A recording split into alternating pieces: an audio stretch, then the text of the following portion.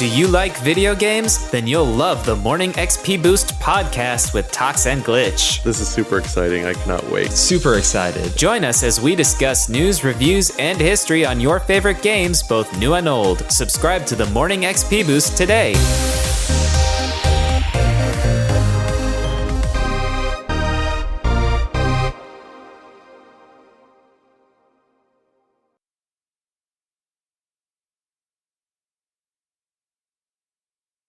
Hey everyone, this is Ben from the Gorge with Ben and Sara, and you're listening to the BS Podcast Network.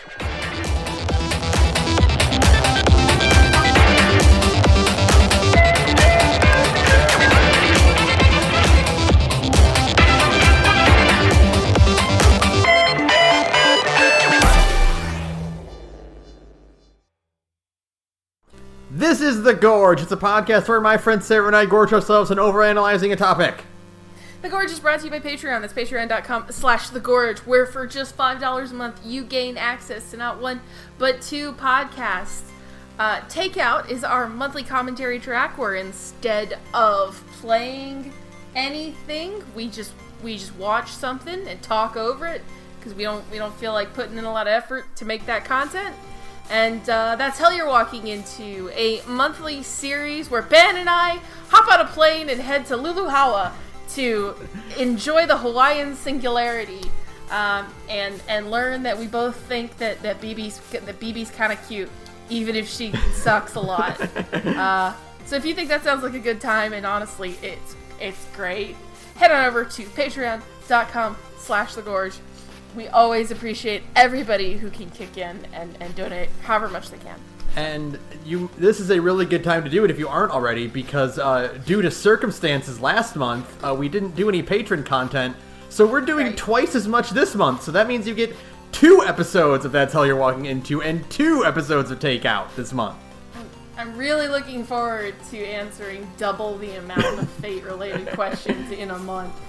I'm sure that'll go fine. I'm sure I'll emerge at the other end a perfectly sane person. Fortunately, now that because they did an event where it's like, here's your event to grind all your materials for, and I was like, ooh, good for me. Yay! I now have a bunch more questions to ask because I've been playing it a lot more. Oh no! Oh no! I should have expected this would happen when you finally were done with Union Cross. It's like, oh, that's right, Ben can play Fate now. Oh no, Ben can play Fate now. Shit. Alright, well. Thank you to our patrons, Nihar Red Lantern Reviews, Holy Star 64, Nyan Hellcat, Patrick Perez, Roddy 1/2, House of Toby 27, Saturn, Alice Marks, Shia, Magus, Aquamancer, Jack, Liam Lane, and that other one dude. Thank you guys, we love you. So Sara, what are we doing this week?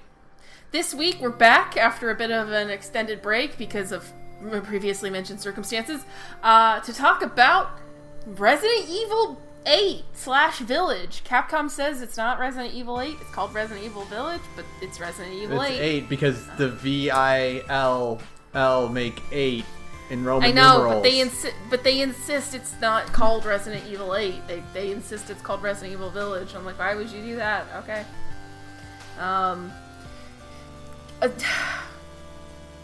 Where to start? Alright, so usually in stuff like this, where we have like a clear divide, we usually do the good stuff first and then do the bad stuff, right? Right. I want to flip that, because I feel like when we do it that way, what people remember is the bad stuff. And despite my problems with RE8, I don't think it deserves to be remembered as a game that we didn't like, because we did like it.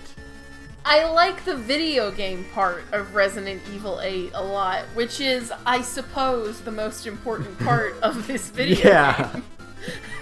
That's like being like, preface that. Did you like this movie? Well, I guess I liked the script and camera work. Yeah.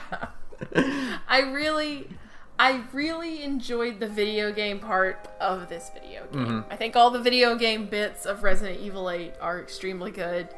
I think it has really good, atmosphere and tension and all that, It's spooky when it needs to be. It's extremely spooky in one part. Yeah. Probably one of the scariest things in a video game I've ever done in a while. But oh boy.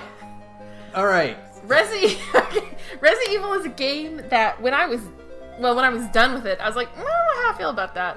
And then I thought about it more, and I was like, I think I don't like this. The story. Yeah. I was like, I don't think I like any element of the story. I feel the same way, and I feel weird saying this because I only very recently, dove into Resident Evil. Sure. We played 7, and we really liked 7. And we played 2 and really liked 2, and we need to go back and play 3 Remake. But I was really enjoying playing 3 Remake, and like I've said before, I love RE2 Remake. It's one of my favorite games, in modern recent years. RE2R is fantastic. I love it. I have played Resident Evil 4. You have not? Yeah, not yet.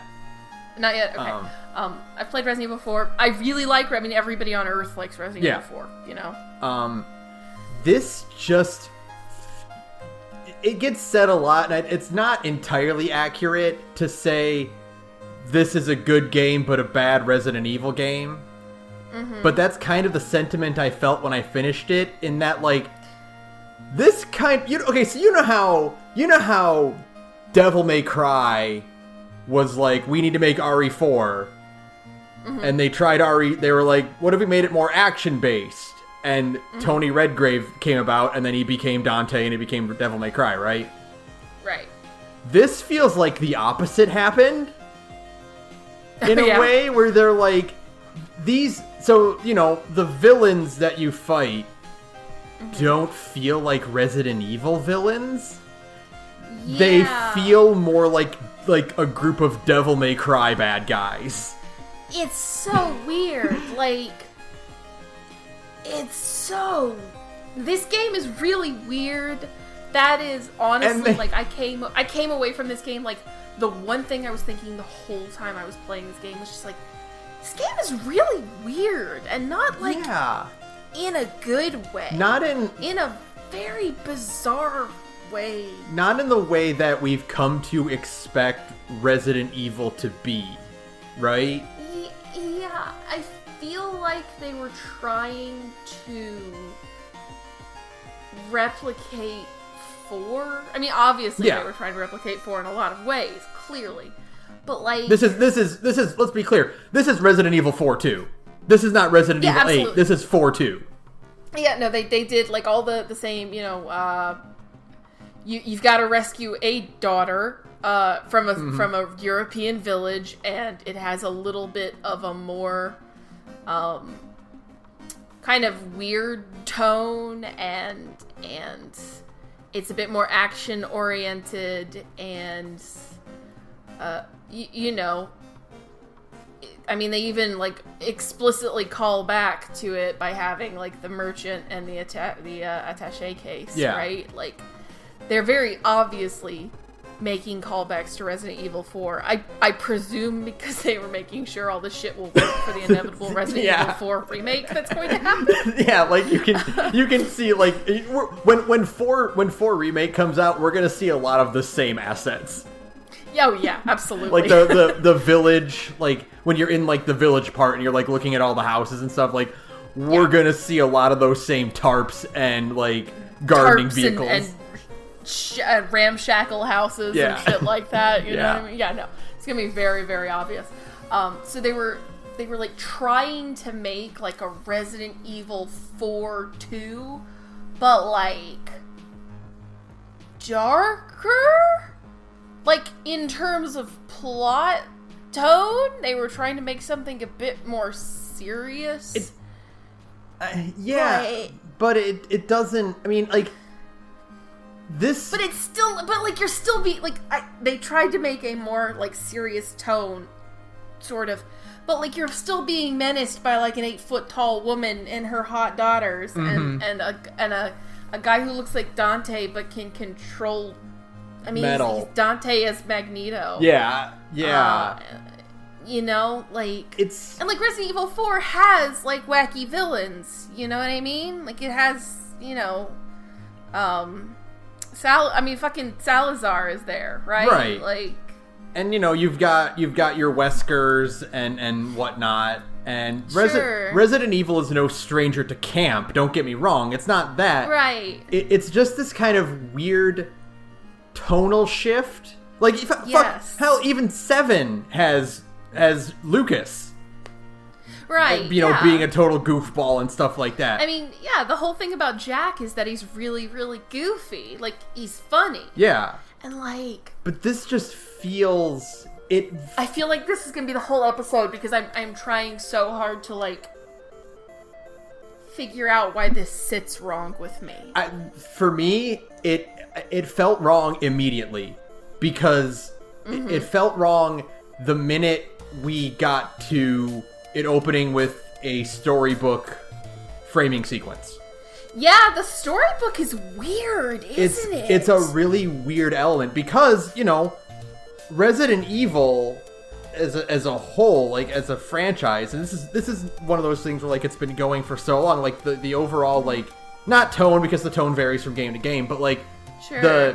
the framing and setup and kind of like part of the core of it has stayed pretty much the same, Yeah, like the aesthetic sensibilities of Resident Evil are pretty set in stone. It's at this point. It's a very grounded and science-based horror story. It's body horror, Sure. right? Yeah, it's a lot of body horror. Mutations and zombies and whatnot. And even 7, the twist of 7 was that it actually was body horror all along, right? Right. Yeah. So you get this weird kind of like fairy tale framework, and like the villains that you have are kind of more fantasy based than sci-fi based, And they do still try to explain, like they still try to like explain why all of these things are still science, but it just does not feel. It's not the same. It's super obviously like an afterthought. Right. Yeah. They were like, we made these characters with their cool sci-fi powers and they're like fantasy magic shit. Diva, excuse me. That never happens. They made all these characters with their cool fantasy sci-fi shit, and then they made the game. Yeah. And they were like, Well, oh fuck, we forgot to make a science explanation. I mean, like, Oh shit! the thing is, like, if you wanted to call this, like, Resident Evil Village without the 8 attached to it, and make it kind of like a weird spin-off, like, Resident Evil kind of in name alone, like, alternate universe type thing, that would be fine. That'd be one thing. But despite what Capcom says, this is 8. This is 8. RE8, and we have a dude... Yeah. We have a dude who has magnet powers. He's Magneto, and they expect us to be like, no, there's And a it's like- scientific explanation for why he's Magneto. Like, Resident Evil bosses are big... The joke is, what was your plan, sir? And it's Right, a joke yeah. for a reason. It's because every Resident Evil boss jams himself with a big needle and turns into a goo monster. Yeah, exactly. Even stretching the limits of, like, Wesker, who has, like, teleportation and, like, flash step powers, he's still, like, a guy. He's just a guy. He's not teleporting, he's moving really quickly. So to have Heisenberg be a weird Magneto guy is just, like, he doesn't fit. It's all so weird. And, like, it's extremely hard to explain because on paper, like, weird magic horse shit explained as science is kind of Resident Evil's bread and butter. Like, especially, like you said, 7 did it too. But, like, 7 was more... Maybe it's just because it was the one magic horse shit thing. Yeah. You could just kind of accept it because it was just, like, oh, this girl is, like, a ghost. Okay. But then it's like, no, she's not a ghost. She's like a infection in your brain. Right. It's like, oh, okay, that's like one thing. And then throughout the rest of the game, you're fighting a big tentacle man and a bug lady. Mm-hmm. Yeah, and mold monsters. Yeah, and goo monsters. It's like, oh, this is what Resident Evil is. It's goo people. Yeah, everything is really gooey. Mm-hmm.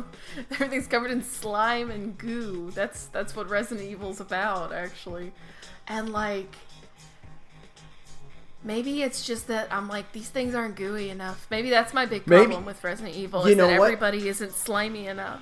You're joking, but you're totally right, because I look at the lichens and I'm like, this is not Resident Evil. Yeah, and like, look, there's the equivalent is like the Los Plagas from. But they're zombies. Those are zombies. They're big worm zombies that you blow the guy's head off and a big worm pops out. Yeah, and that worm is covered in slime and goo, like God intended. You don't. Everything in Resident Evil has to be covered in slime. That's what it is. They have to be green and slimy, and you shoot them and like big pustules explode. Even the plant monsters in RE2 remake are like weird goo balls all over them that you have to pop. And like there are zombies in this game. Yeah. But they're not slimy zombies. They're like dust zombies. Yeah, they're like ghouls. It's like, yeah. And it's like, I don't know. What a weird game. It feels so antithetical to what we've expected from Resident Evil without the justification that like 7 had. Sure. Yeah, and it's because doing the part as Chris, and you find the lore room. And the Resident Evil lore room that exists in every game, where it's it was actually the T-virus all along. Right. And you're like, okay, but that doesn't quite work because the T-virus doesn't give you Magneto powers. Yeah, like you can't. That's a bit of a stretch. And like I know it feels like we're splitting hairs, but it's all in presentation. Like, we usually say like we like when a franchise branches out and tries new things, right? Usually that's a good thing. We want you to be able to explore it. Mm-hmm. But this doesn't feel like it's justifying itself in terms of the lore. Especially based on what we've seen Resident Evil stretch its limits to. Like, back when 4 came out, the Las Plagas were a stretch to count it as, like, a Resident Evil thing, because up until then, Resident Evil was the T-virus and the G-virus, and actual shambling, moaning zombies, not guys who could actually wield tools and, like, organize in some manner. Sure.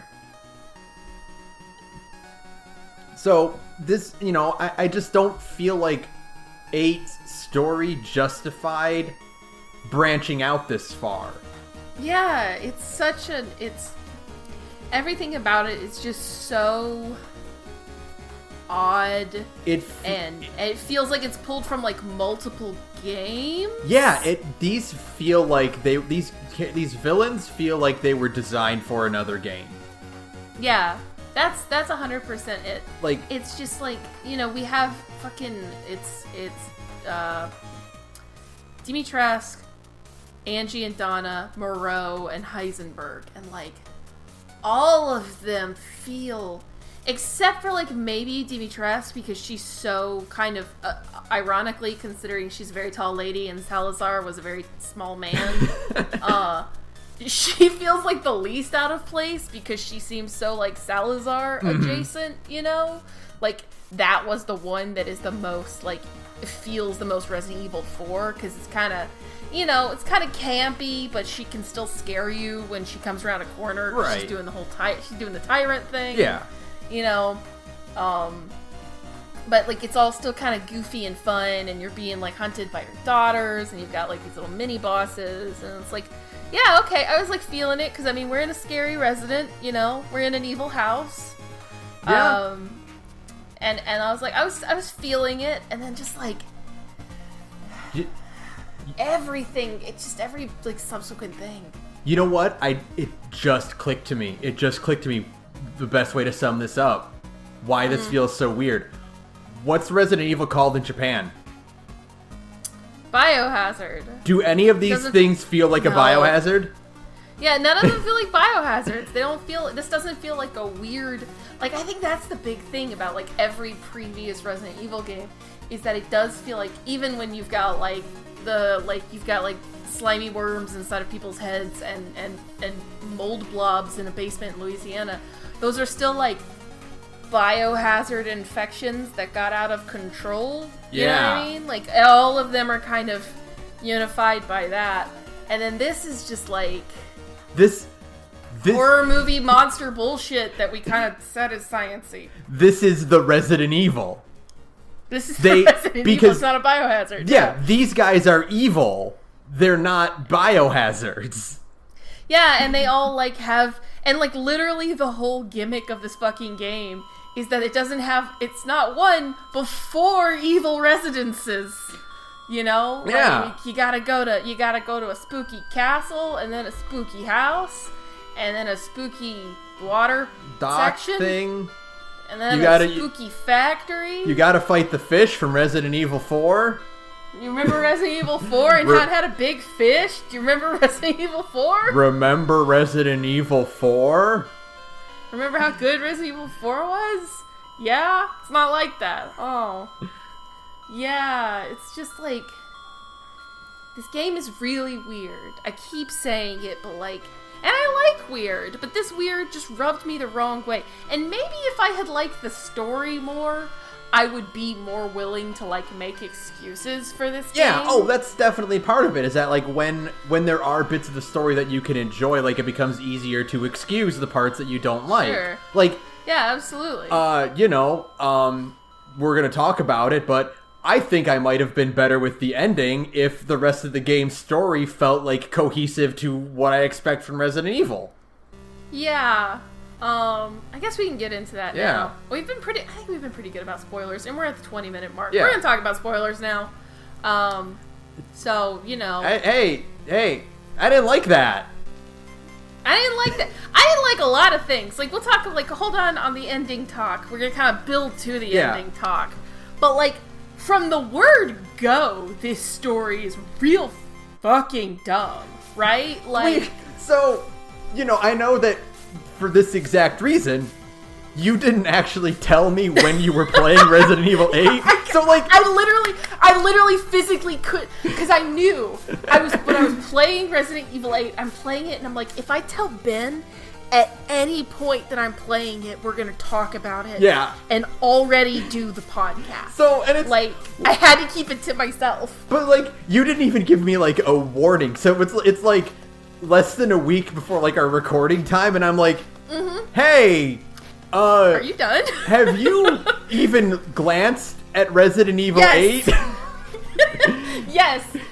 But like the thing is that literally as soon as you asked me, have you played Resident Evil 8? I was like, yeah, I got feelings. And then it was like, we can't talk about it. And then we immediately talked about it. And then we talked about it. We're like, I know we can't talk about it because we got to save it. But it was one of those things where I just had to check with you first. Like, hey, what do you think of that ending? Bad? Okay, good. We won't have like a weird confrontation of ideals in the podcast. We are, I think 90% of the time you and I are on the same page with most things, which is good. But like, boy, it's not just the ending. It's a lot. It's everything. It is everything. One of the few things I did posit, because I wanted to bring it up here, and just because I think it's good, is the question of, is Chris stupid or is the writing bad? I think at this point, does it matter? It's the same thing. Chris is stupid and the writing is bad. Chris is...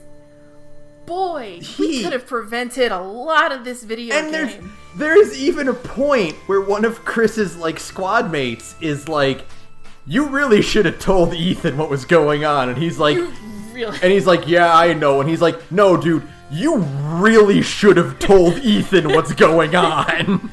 So much of this could have gone so much more smoothly if and they had just told Ethan what was going on. And it's one of those, because, like, I've been thinking about this, and it's, like, one of those things where, like, because they have, like, one of his squad mates, like, flat out call him out for it, that can either be, A, the writers realize, like, oh god, Chris is acting really stupid, we need to, like, retroactively justify it, or B, it's actually a brilliant culmination of literally all of the shit Chris has had to go through his entire life.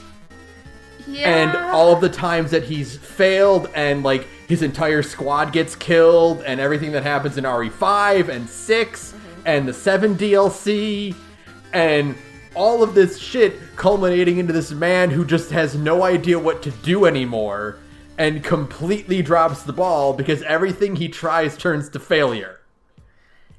That's or he's an idiot. Generous. Yeah, I was about to say, you're being very generous. I think he might just be an idiot. I think he might... It's not just that he's an idiot. He's an asshole. Chris is in a game full of people, like, actively trying to murder you at every turn. Chris is the most unlikable character in this game. Right. Which is incredible. Which is stunning. So all 4 of the villains are more likable than Chris Redfield. So you get the bit. Okay, so, you know what? Early, you know, Chris bursts in and he shoots Mia, right? And Ethan's like, what did you do? Oh my god. And they're like, we got to get you out of here now. You know, we're taking you into custody, whatever. And then the attack happens and whatever. It's like, okay, fine. You can justify that with they literally had 0 time to do anything. Right. Like, they had, their window was 15 seconds to get all this shit done. Right? Mm-hmm. You know, we have to go now, we'll explain it later. And then they get attacked and they lose it. Sure. But then you run into Chris while you're dealing with Moreau. And he's like, Ethan, you need to go home. And it's like, dude, he's been here all this time. Bro!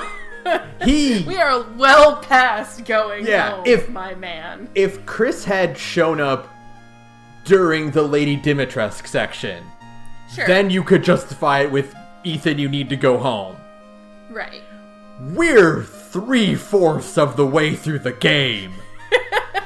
We have done a lot in town already. We have Metroided this Vania a lot. For better or for worse, Ethan is firmly involved now. We are extremely in deep. There is no going home now, my man. Like, and here's the thing. Going back to the beginning, if it had been, you know, they're like, okay, because you're like a smart person who's trying to rationalize, like, the behaviors of these characters in this dumb video game. Mm-hmm. It's like, okay, fine.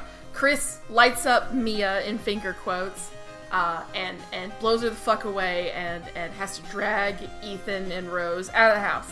And because Ethan puts up a fight, he's got to, you know, hit him in the back of the head. And they got no time. They got to go real fast, right? Because there's at any second now, this fake Mia's gonna wake up and kill them all. But then no, they canonically say we didn't know she could replicate a dead body.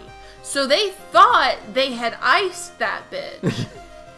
And so they thought they had all the time in the world, and they were still acting like that. That's the point I'm making here. They thought they had plenty of time, and they still did, like, the things they did in the game. So, like, at that point, you are just an asshole. Yeah. You are just an asshole and an idiot. Like, all the fucking, like, theatrics, the shooting the wife, and the coming in and then shooting her some more while she's on the ground and not being like, I can explain. I don't like stories that exist entirely because of miscommunication. Yes. And most of Resident Evil 8 exists because of miscommunication. It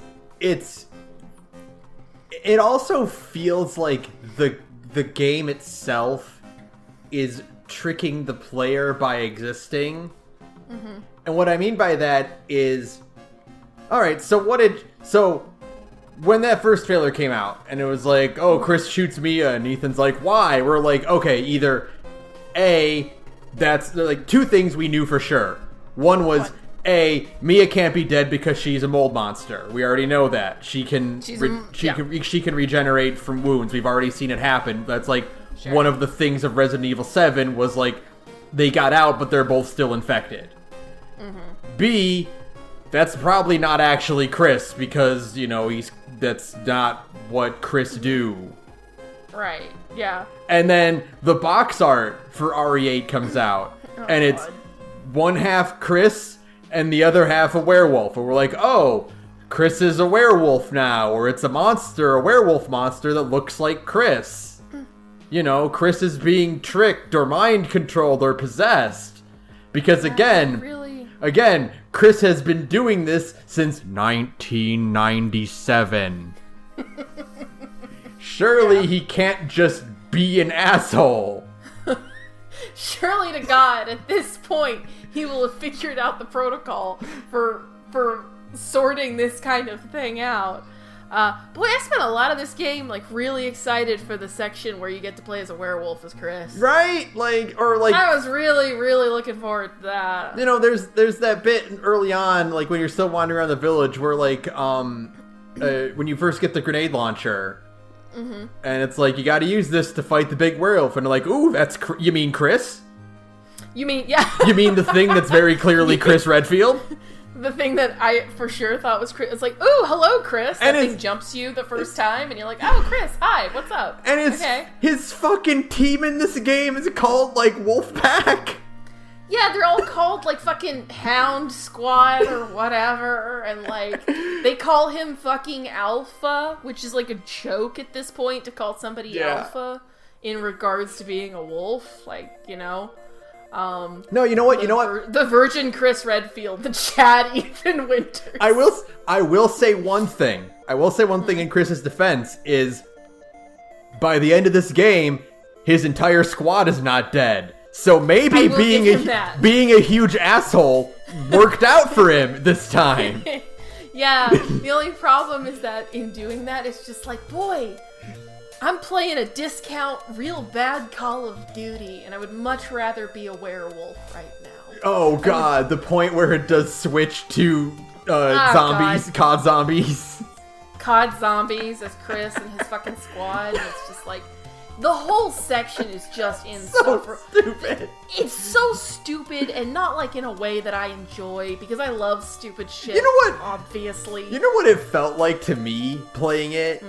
Is switching to the Chris section is, you know, when, like, you download a bunch of Fallout mods and, like, they include, like, a bunch of, like, modern weapons. Modern guns. That's what it felt like to me, like, when I play like, a modded Fallout 4 and I, like, pick up, like, a modern assault rifle. Yeah, I'm, like, walking around the Capital Wasteland with a fucking M16. Like, you go from, like, you know, a fairly, you know, like old-fashioned style, like, shotgun or pistol or revolver or anything like that, to, like, fucking M16s and, like, semi-auto pistols and stuff. Yeah, absolutely. Yeah, it's bad. It was so, because it's so stupid for many, many reasons, but, like, very high on the list is, like, all the fucking squad chatter that's going around. God, yeah! Like, it all sucks. It's all extremely bad because it exists solely for plot contrivances and lore explanations. And it is 100% coming from characters who have neither names nor faces, and I don't even slightly care about. I don't know who any of these goobers are. The thing that blows my mind is that these are not the same squad mates from Not a Hero. Yeah, they're a completely different squad, and it's like, they're just new people, and we're supposed to care. They're not in any of the CG movies. They're not in, like, the new Netflix show. Yeah. They're just this whole new bunch of characters, and they're presented as if it's like, hey, it's Chris and his wolf pack. Yeah, don't you love these guys? Chris and his wolf pack? You know, those iconic characters that you love? the Wolf Pack.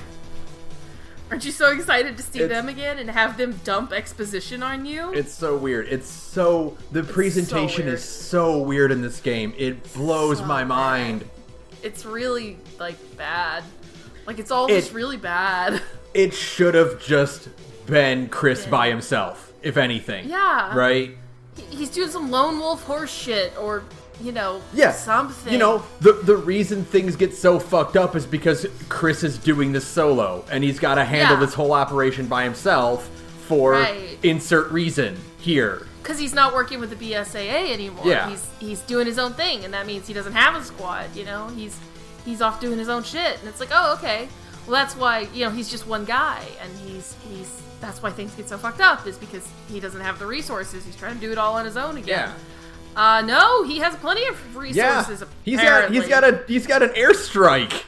Yeah. He can call in a fucking orbital laser to nuke the shit out of a fucking... You didn't think to maybe do that to, Lady Dimitrescu or Moreau? No? Okay. Sure. It's dumb. It's dumb. It's dumb. It's dumb, and not in a way that's, fun. I hate, just talk. Sure. Just talk. I hate the idiot ball more, and I've never seen a character hold a bigger idiot ball than Chris Redfield in this game. He's got a big fucking boulder-shaped idiot ball, and he's just wailing on it. One of the best lines in the game is when Heisenberg calls him a boulder-punching asshole. Yeah, absolutely. That owned. Yeah.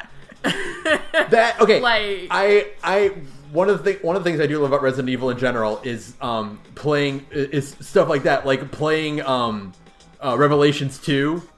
Mm-hmm. There's a bit where when you're playing as Barry, he uses a giant crane to smash a door open.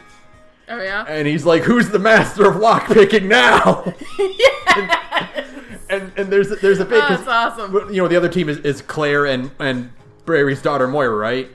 Mm-hmm. So there's a bit where Moira rescues her from a trap, and Claire's like, "Yeah, I was almost a Claire sandwich," and Moira's like, "God, does Barry tell that fucking story to everyone?" Yes. Oh, I'm so glad you've told me this. I love that. Oh, that's great. Yeah. That was the handful of times that when the writing in this game was really jiving with me. Even though everything involving Heisenberg is just so stupid. Weird. It's so stupid. It's so stupid. I will say, although it is a complete, it is, the scale of his operation is massive to the point of farce. Mm-hmm. You know what I mean? Oh yeah, for sure. When you see it, when you first wake up and you're in his fucking factory, mm-hmm. His zombie factory, his House of the Dead level. Yeah, his literal House of the Dead level. No, yeah. I'm fucking wandering around this place, and I'm I switched games. I've switched games. This isn't even. No, it's completely different. This isn't even the RE8 that it is. This is This is House of the Dead. It is wacky. I love the scale of it. I love that one shot where you can see deep into the factory and it's got all the zombies and stuff on the conveyor belt. And even fucking Ethan is like, "Are you fucking kidding me? This is so big. Are you kidding me? This is so huge. Where is all of this? It's miles and miles, and it's all beneath. And I'm like, I've been in caves underneath this fucking village, man, because that's part of the whole thing is that there's a lot of hidden shit all over this game. And it's I should have run into one of these, an access tunnel at some point. This is, this feels 3 miles of factory. This feels like a bigger scale operation than fucking Umbrella had. Yes, it is super wacky. I love the look of it. I hate that level. I hate that fucking level. It's a nightmare to traverse. I think the everything looks the fucking same. I think the Heisenberg factory is my least favorite of the 4 zones you go to. Oh, absolutely, 100%. Because like I said, everything looks the same. It's really shitty to get around in. You fight a lot of enemies that are just resource really draining. Tanky. Yeah, I don't like how a lot of things in this game are way too tanky. And that is especially true in Heisenberg's Factory. Mm-hmm. Like, all of this, like, hit the weak point bullshit is just at its like, height, and I don't like it. I feel like I'm having my time wasted instead of, like, my skills challenged, like, you know? A lot of the problems I ran into were not just, like, hit the weak point, but it was, like, hit the guy's weak point on his back. Oh, you're in a hallway? Yeah, well, good then luck. get fucked. Yeah, go fuck yourself. It's just like it's all like that. The whole area is really bad like that, and I just did not enjoy it. Everything looks the same. It's all gray and metal and hallways and moody lighting, and it's such a downgrade from the first two. Like, the first two areas are really good for completely different reasons. I wish it had the whole game had just been Lady Dimitrescu's Manor.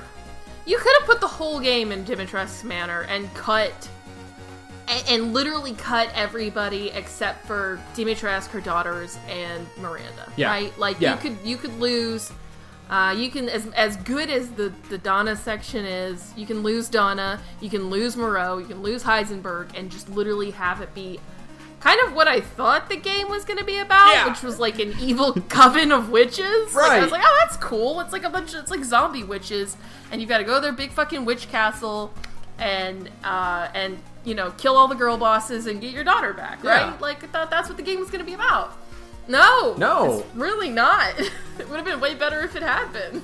It's the problem I have. One of the problems I have, like, gameplay aside, because actually playing the game and pressing the buttons and shooting the guns feels really, really good. Yeah. The problem I have with this is that because it's broken up into these 4 segments, none of them feel as involved as the police station or the Baker estate. Yeah, absolutely. None of it feels very cohesive, you know? Like, once you're done with a stage, you're basically done with that stage. Yeah, you can't go back. There's no incentive to go back to any of those places. And in fact, right. a lot of them I don't think you can go back, not to, like, normally at least. Yeah, like, I didn't really test it, but I think once you're done with Dimitrescu, you can go, like, to the outside of the castle. You can go to kind of, like, the outside quarters of Dimitrescu's castle, and unlock stuff there, but you can't go back in. You can't go, I mean, obviously you can't go back to Heisenberg's factory because it gets blown up. You can't go back to Moreau's place because it gets fucked up by water. Yeah, and you can't go back to Donna's place because the hallucination wears off. Right. So, like, yeah, it's really weird because even up until the very end of 7, you could still go back into, like, the different houses of the Baker estate and, like, because you find a lockpick and be like, well, I know there's a place back in the main house of the Baker estate. I can go unlock a cabinet there. Yeah, know? and, like, that all felt connected. Until you hit the Umbrella Corporation lab in RE2, you are constantly looping back to the police station. Yeah, absolutely. Yeah, it's really, that's like part of the, that's like the appeal of Resident Evil 2. Yeah, is you do all this like stuff like underground, and then you like climb up, ride up an elevator, and you're like, holy shit, I'm back in the police station. Yeah, and part of what I really liked about Resident Evil 2 was that, or about 2 Remake, is that it felt like you were just in one huge puzzle box, right? And as you progressed, you were solving more pieces of this puzzle box until you've completely solved the whole police station, and now you're ready to move on to, like, the final lab area, you know? Like, you've solved the mystery of the police station, now let's move on, you know? Like, that was what made Resident Evil 2 feel good. And this just feels so disconnected. And I guess, technically, the connected part is the village. Right. And I liked that part of the game a lot. Because I made the joke of the whole, you know, we're going to Metroid this Vania. And that's kind of what it is. Like, it has, like, these kind of Metroidvania elements of, well, I've found a new thing in one of the main levels. Now I can go and unlock something new in the village to help me out. And I liked that a lot, don't get me wrong. I thought that was really cool. I liked the whole village section a lot. I just feel like the game would have been better and you could still have your stupid village thing going on if it had just been going back and forth between the castle and the village. Yes. You know? Yes, that would have been great. I would have loved moments where you're wandering around the castle, you find some random side door, you go out, you're like, holy shit, I'm back in the village. I created a loop. I've made myself a Dark Souls shortcut. Yeah. You know, I have opened a door that was locked on the other side. And then it would give you like a shortcut back to like the Duke and stuff like that. I thought that would be really cool. And I mean, it's such a comically massive castle. Yeah. You could have like a whole video game set in it. And it just, all this extra stuff just felt so extraneous. And it didn't, and like the other thing is that you finish Dimitrescu's castle and it's a really long section. And none of the other, except for Heisenberg's factory, but like Moreau and Donna feel really short in comparison to the first area. If you know what you're doing in Donna's area, you can probably beat that in about 10 minutes. Oh, absolutely. I'm sure you could speedrun the living shit out of Donna's house because of like its nature. Yeah, but like, you know, Dimitrescu and Heisenberg at least will take you some time to get around from place to place, right? Sure, you've got to traverse, there's actual combat encounters that you've got to deal with. And then like Moreau's feels very on rails. Yeah. You know, it's extremely linear. And those two segments felt really undercooked. I don't want to say undercooked because I really like the highlight of this game is Donna's house. Oh yeah, for sure. But like the high point of this game is Donna's house, but it also feels like it's from a different video game. You know? Yeah, what I mean? it does not. It's not cohesive with Resident Evil. No, it's an incredible. Good. It's an incredible PT send up for sure. Yes. They have been trying to replicate the feeling of PT. This is the closest it's ever gotten. Yeah, this is to being PT. Like this is PT. Yeah. Yeah. Like congratulations, you did it. You made PT but bigger in Resident Evil 8. If you were to make a PT that actually has like room escape puzzles in it, this is it. Donna's Manor is it. You don't have to feel that longing anymore. Just go do that. Yeah. But boy, oh boy, it's just... This is leading up to the ending, but I want to get some more stuff out of it first. Oh, yeah, which absolutely. is, because of these disjointed things, they serve as a hindrance to the gameplay that I really, really like. There's so much of this game's core gameplay and stuff that I adore. But I was thinking about it, and... You know, as much as the internet is obsessed with Lady Dimitrescu, by the time I was done with her section, I was like, she was not even nearly close to being as good as Mr. X. No, she definitely was not. Because I mean, like her scripting, and I think part of it. Now, this is the thing you'll have to really kind of get into the guts of the video game, right? Part of it is that at any time in the police station, there are actually two Mr. X's walking around. Yeah. Right? That's how it feels like he can just appear out of nowhere. And actually, if you kind of play with the AI, you can get both Mr. X's in the same area.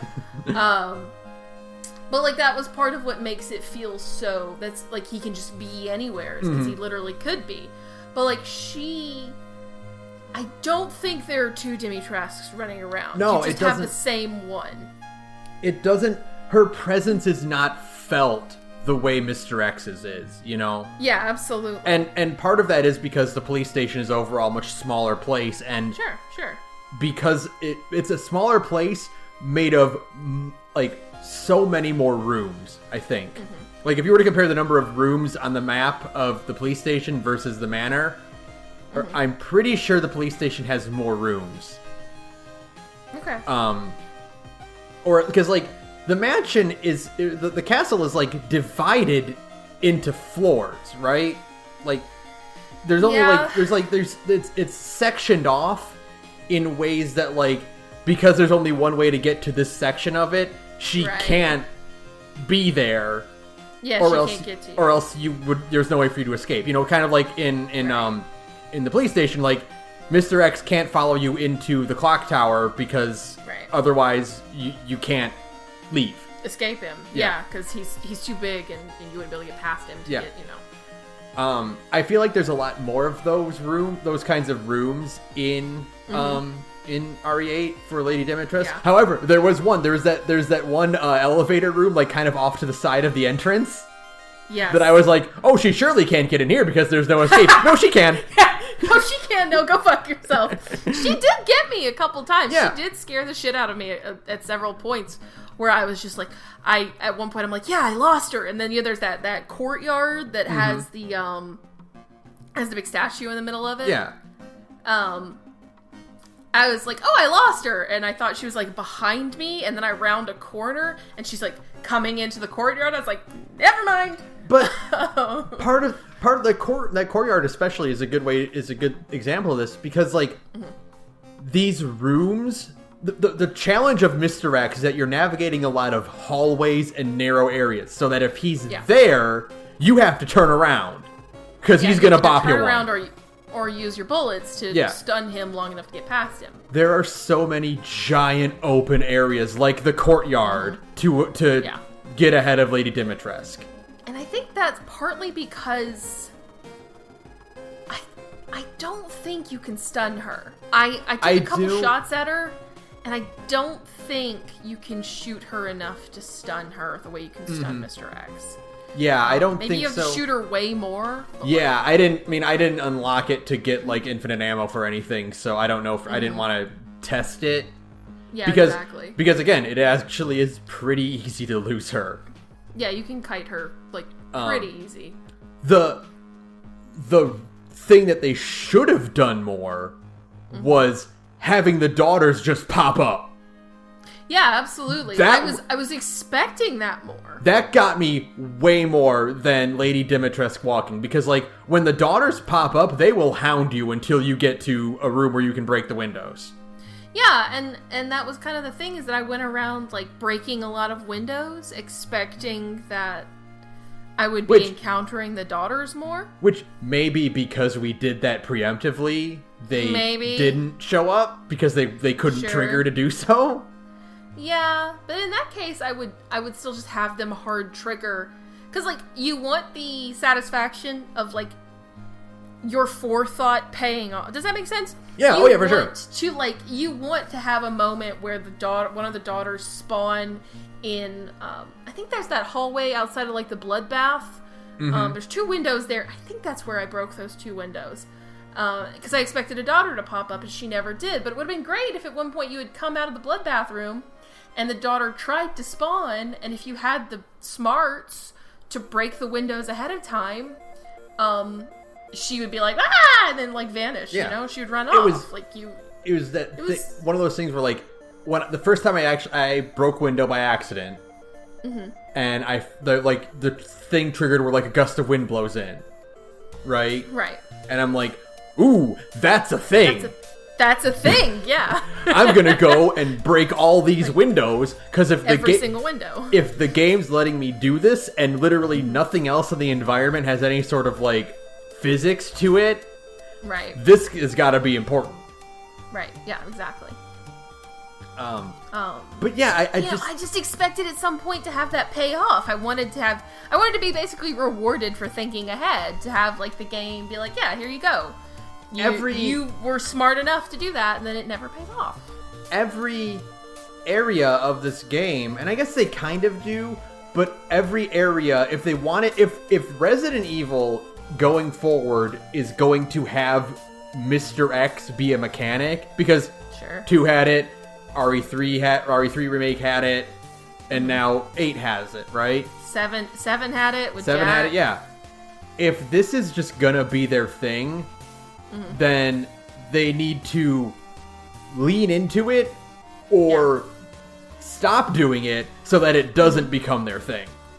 Right, yeah, absolutely. Because like having Dimitrescu for a quarter of the game is too much or not enough.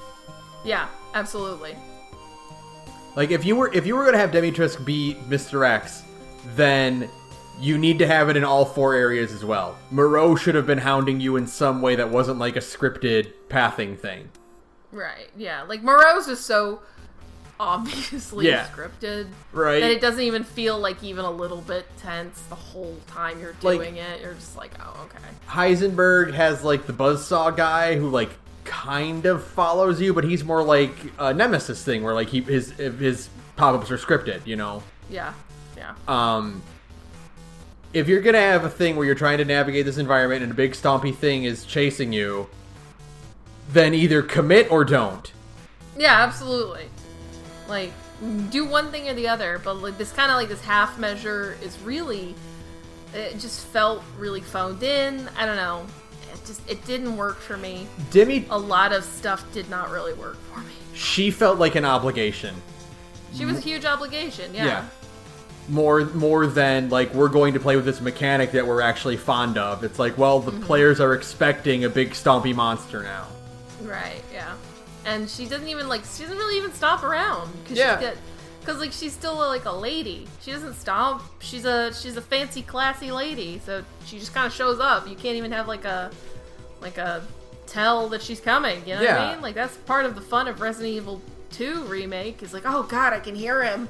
Oh, where is he? You know what I mean? You hear him stomping, and then you're like, oh, shit, I better not, like, kick open doors or fire my gun, because he's going to hear that. I don't think Dimitrescu has, like, a hearing thing. I don't think she has as a mechanic, because, like, combat is more of a thing in this game than it was in RE2. Right. Yeah, I don't think so. I don't think she has an audio tell that I can recall. Maybe there is one and I just didn't notice it. They have to do a thing where, like, she announces that she's in the room with you because she doesn't have the big stompy boots. You didn't make her heavy enough. You made a big lady and you didn't make her heavy enough. She has to go, Ethan Winters, I'm here! Boo! Boo! Welcome to my haunted house! You know what I mean? Like... oh, gosh. Lady Dimitrescu, I'm sorry. I do love her. I mean, like, I did fall into the simp hole for Lady Dimitrescu, 100%. She's great. Her daughters are fantastic. They're such a delight. I love how all 4 of them are like, oh my god, it's Ethan Winters! Ethan Winters is just some fucking guy who wore boat shoes to Louisiana. Like... He's literally just a fucking, like, a dude. Yeah. Just a dude. And they're like, ooh, Ethan, he's only done the one thing. You know. In Louisiana. You know who deserves that awe and inspiring? Leon Kennedy. Chris Redfield. Jill Valentine. Ethan Winters is just a guy. It was just so fun. I guess because, like, it was his kid that they stole. So they're all like, ooh, Ethan Winters, look, we took your baby. You know? But they treat him with, like, such reverence. Like, it's, like, he's the important one. No, he's just an asshole who's really tired of all of this. We're like, thank you for gracing us with your presence, Ethan Winters. It's like, he's a dude. He's just a guy. He's just a guy. I do love him. I mean, like, Ethan is my favorite. Ethan is my favorite Resident Evil protagonist. By a mile. After 8, I'm like, Ethan is, like, the best. He's the best. He's just so fed up with all of this horror movie bullshit. And it's really funny every time. One of the things about Resident Evil, about, like, modern Resident Evil since 7, is the turn from, this is really scary, to shut up, shut up, shut up, shut up, shut up. Go away. Shut the fuck. Stop talking. Oh my god. Shut up. The best one ever is still in RE2 when, in Leon's campaign, when Mr. X shows up in the lab and he just goes, are you fucking kidding me? Yeah. It's the best. And Ethan hits that point in the castle. Oh, constantly. Yes, it's amazing. He goes from, oh no, this is a scary situation, to, oh my god, all of you need to stop now. During the first quarter of the game. Yeah, it stops being scary really, really fast. Like, he's not scared. Basically, after Demetres cuts his hand off, like he's trying to pull the lever, like at that moment, you can tell he has transitioned to, God, fuck this. Just fuck this, man. Ethan is dad of the year, all year, every year, forever. No video game dad is better than him. He's great. He's great. He's the best. He nailed it, 100%. Booker DeWitt wishes he could be as good as Ethan Winters. He's just fantastic. It is... Are we talking about... No. I'm not talking about the ending yet. No, not yet. yet. Hang on. We're getting there. We're building up to it. We're getting to the ending. So, let's see. What else to talk about since we're kind of meandering from point... Can we talk about Donna's place? It's like the highlight of this fucking game. Yeah, like, we did kind of briefly talk about it, but can we talk about Donna? Yes. Let's talk about the section that I was too much of a coward to do myself. Did you have somebody else do it? Did you have to get your wife to do it? No, she bailed. She bailed on me. She abandoned me to my fate in Donna's Manor. She was okay. No, so she true doesn't. Love doesn't conquer all. She doesn't. Okay, so technically, she doesn't have the video game presence that you or I do necessarily. Where where we're like, oh, like in the beginning section where you're like wandering around the woods. I'm like, this is scary, but I don't have a gun and I have no health items, so nothing can actually hurt me. Right. Yeah. So I'm like, okay, well, let's just get through it until, like, the thing pops out. The thing is gonna pop out. I know a thing is gonna pop out. Absolutely, then the thing popped out. Yeah, absolutely. And, once I get a gun and, like, I get a feel of the mansion, I'm like, okay, well, the castle's not scary anymore because I know my way around. Right, yeah, of course. She doesn't have that. So as a passive observer, she was like, fuck this, I hate this, I don't want to do this anymore. You know the part where, like, you're wandering around, like, inside, like, the water in the castle? Like in the cellar, like, it's half flooded? Oh, yeah. And the first ghoul pops up, and I'm like, pop, pop. All right, sure. How many more times is this going to happen? A bunch. It's going to be a bunch more times, yeah, of course, because, like, as soon as one ghoul pops out of the water, you're like, oh, okay, this is the thing that happens with water now, is that things pop out. Yeah, the mechanic is the thing's going to go blah, and I'm going to shoot it. Yeah. I'm going to do the Pad Poivin, excuse me. Excuse me, yeah, please. I've got places to be, excuse me. So she had ditched me long before Donna's Manor. And then I got to Donna's Manor, and it's like, you don't have a gun anymore. And I went, don't like this. Don't like that. It's so... it is so good, even though it, like, 100% belongs in a different game. Yes. Oh, it's so fucking good, though. Oh, my God. It's so fucking holy shit. Fuck that thing. Incredible. I've never been more... It's been a long time since I have audibly, like, shrieked at something in a video game. But the first time you see, like, this kind of shape, like, moving in the darkness, and then it makes a baby noise, and you can just kind of see it, its mouth. The fetus in the sink wishes. It's the fetus in the sink. Wishes it could be as scary as this fucking thing that never gets explained. Oh, no, it does get explained. It's a hallucination. No, but like, what is it representing to Ethan? Like... What? Where did it come from in his psyche? Like, what?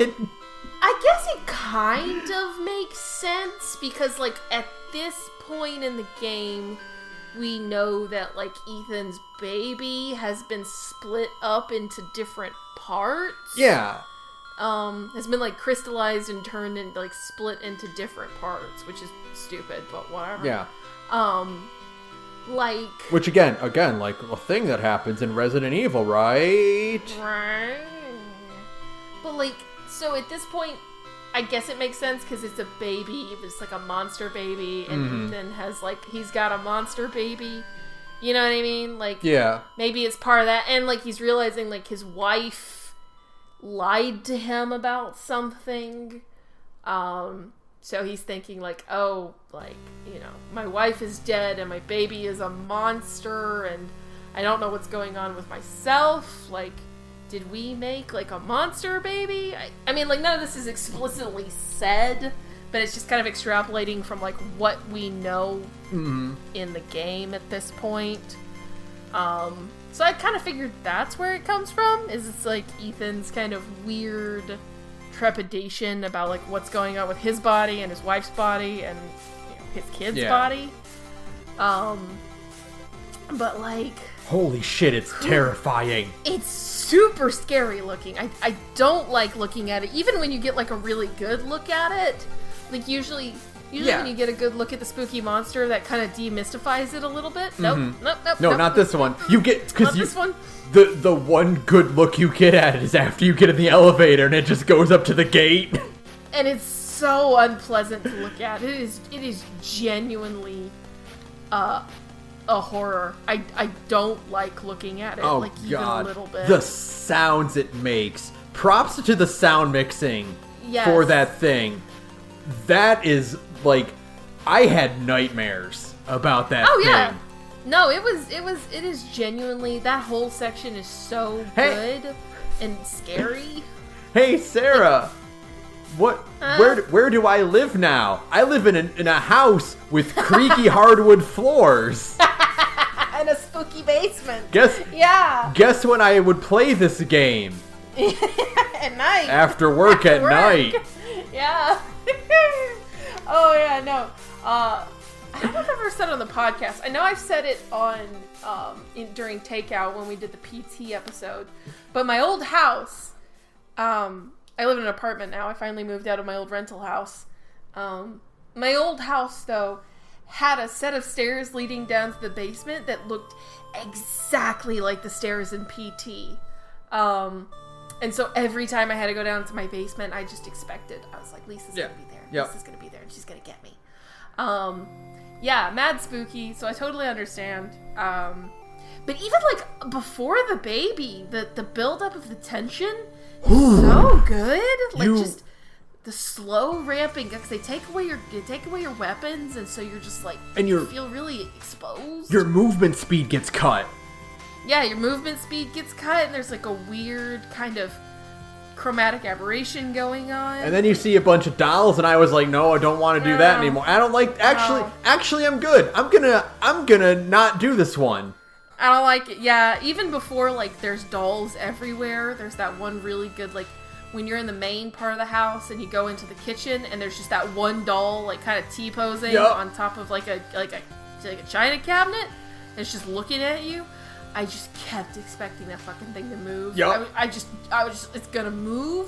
It's gonna move. And I'm gonna chuck this extremely expensive PS5 controller through a window.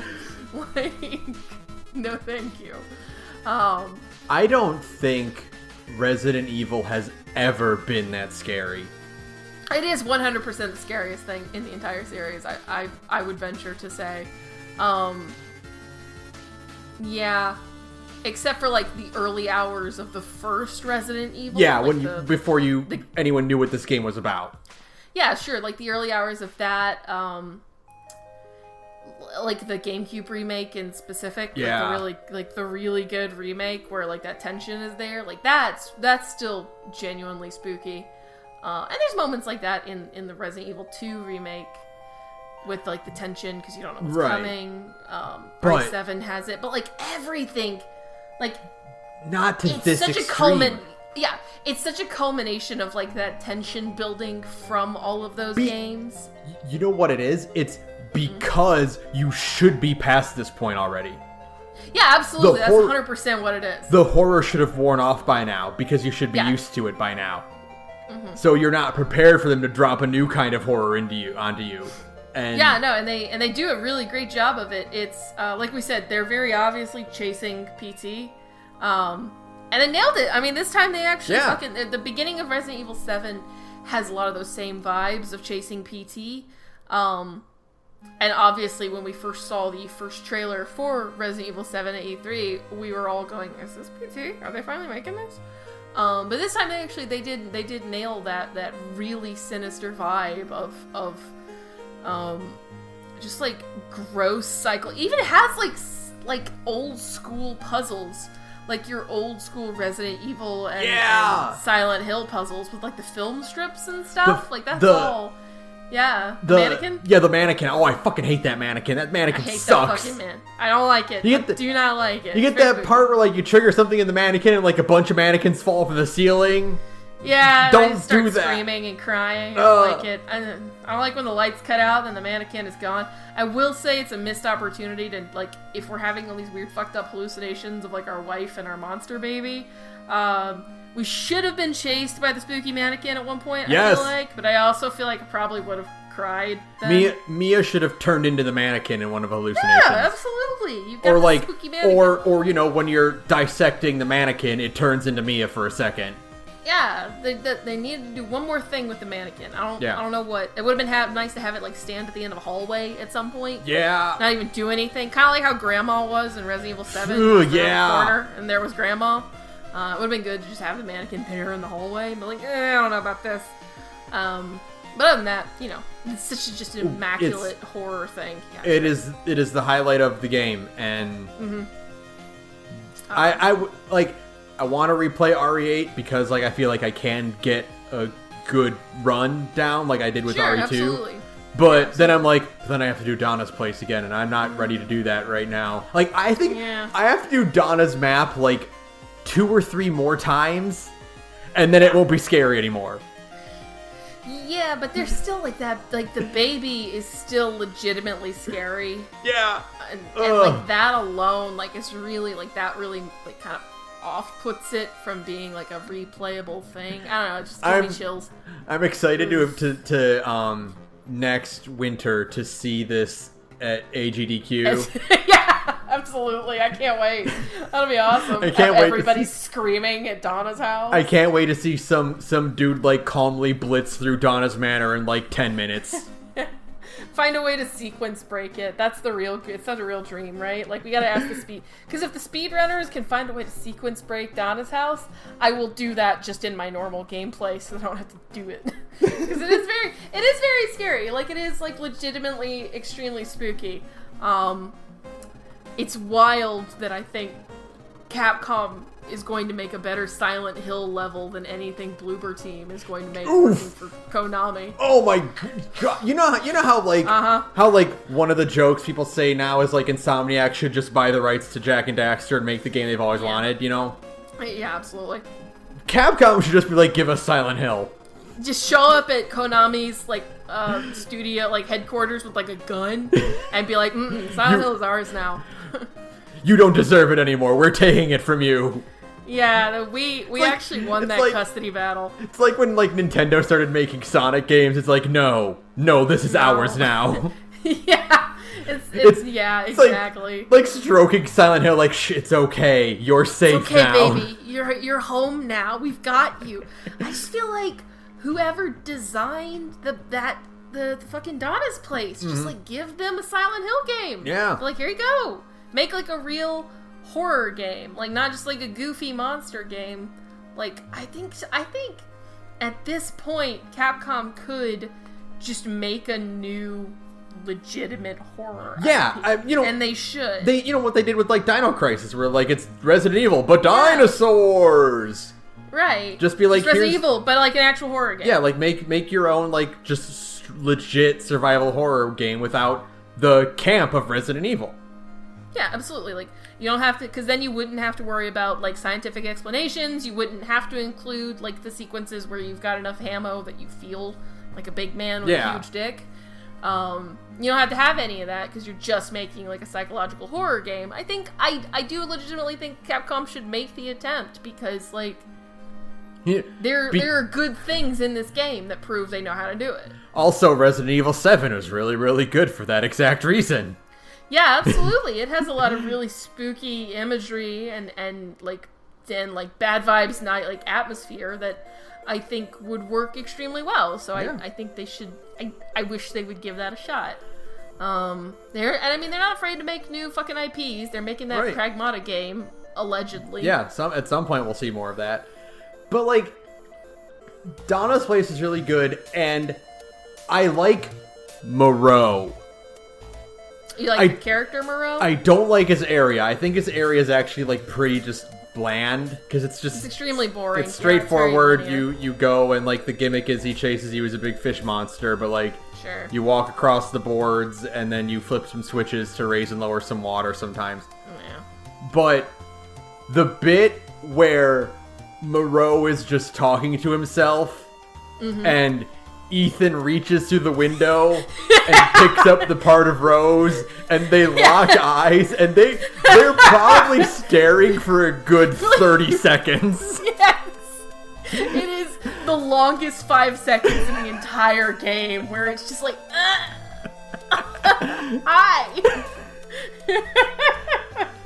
After coming off of the nightmare, the literal nightmare that was Donna's, to that scene was great. Perfect, excellent. It was great. I love it. It felt great. Like, Moreau is, like, in that way, Moreau is good, but, like, everything else involving Moreau, I mean, I don't really have a lot to say about it. I like that he sucks. I like that he sucks. Yeah, he's very whiny and shitty and lame, and I like that. It's like we have all been blessed by Mother Miranda's powers. What about him? Oh, he just sucks. He's just an asshole. He just sucks shit. It's good. He sucks and is stupid, and no one wants to be his friend because he smells weird. He smells like fish, and he's ugly, and he's dumb, and we all make fun of him for it. We all point and laugh at Moreau. It is okay to bully Moreau, but he did steal a baby. He did steal part of a baby, so, it's cool. We get to make fun of him. Yeah, you have carte blanche to bully Moreau. Yeah, absolutely. Actually, I will say one thing that, like, rubs me another thing that, like, rubs me really wrong about this game, and it's such a throwaway line, but, like, I just keep thinking about it, and I just don't like it, man, is that they explicitly say that Donna is, like, mentally ill? Like, that's a thing they use those exact words in a lore piece of paper, you know what I mean? Mm-hmm. That, like, her parents died, and she was, like, traumatized by it, and started, like, exclusively speaking through her doll. And then they, like, use the term mentally ill to explain Donna. And then she just, like, she never gets to talk.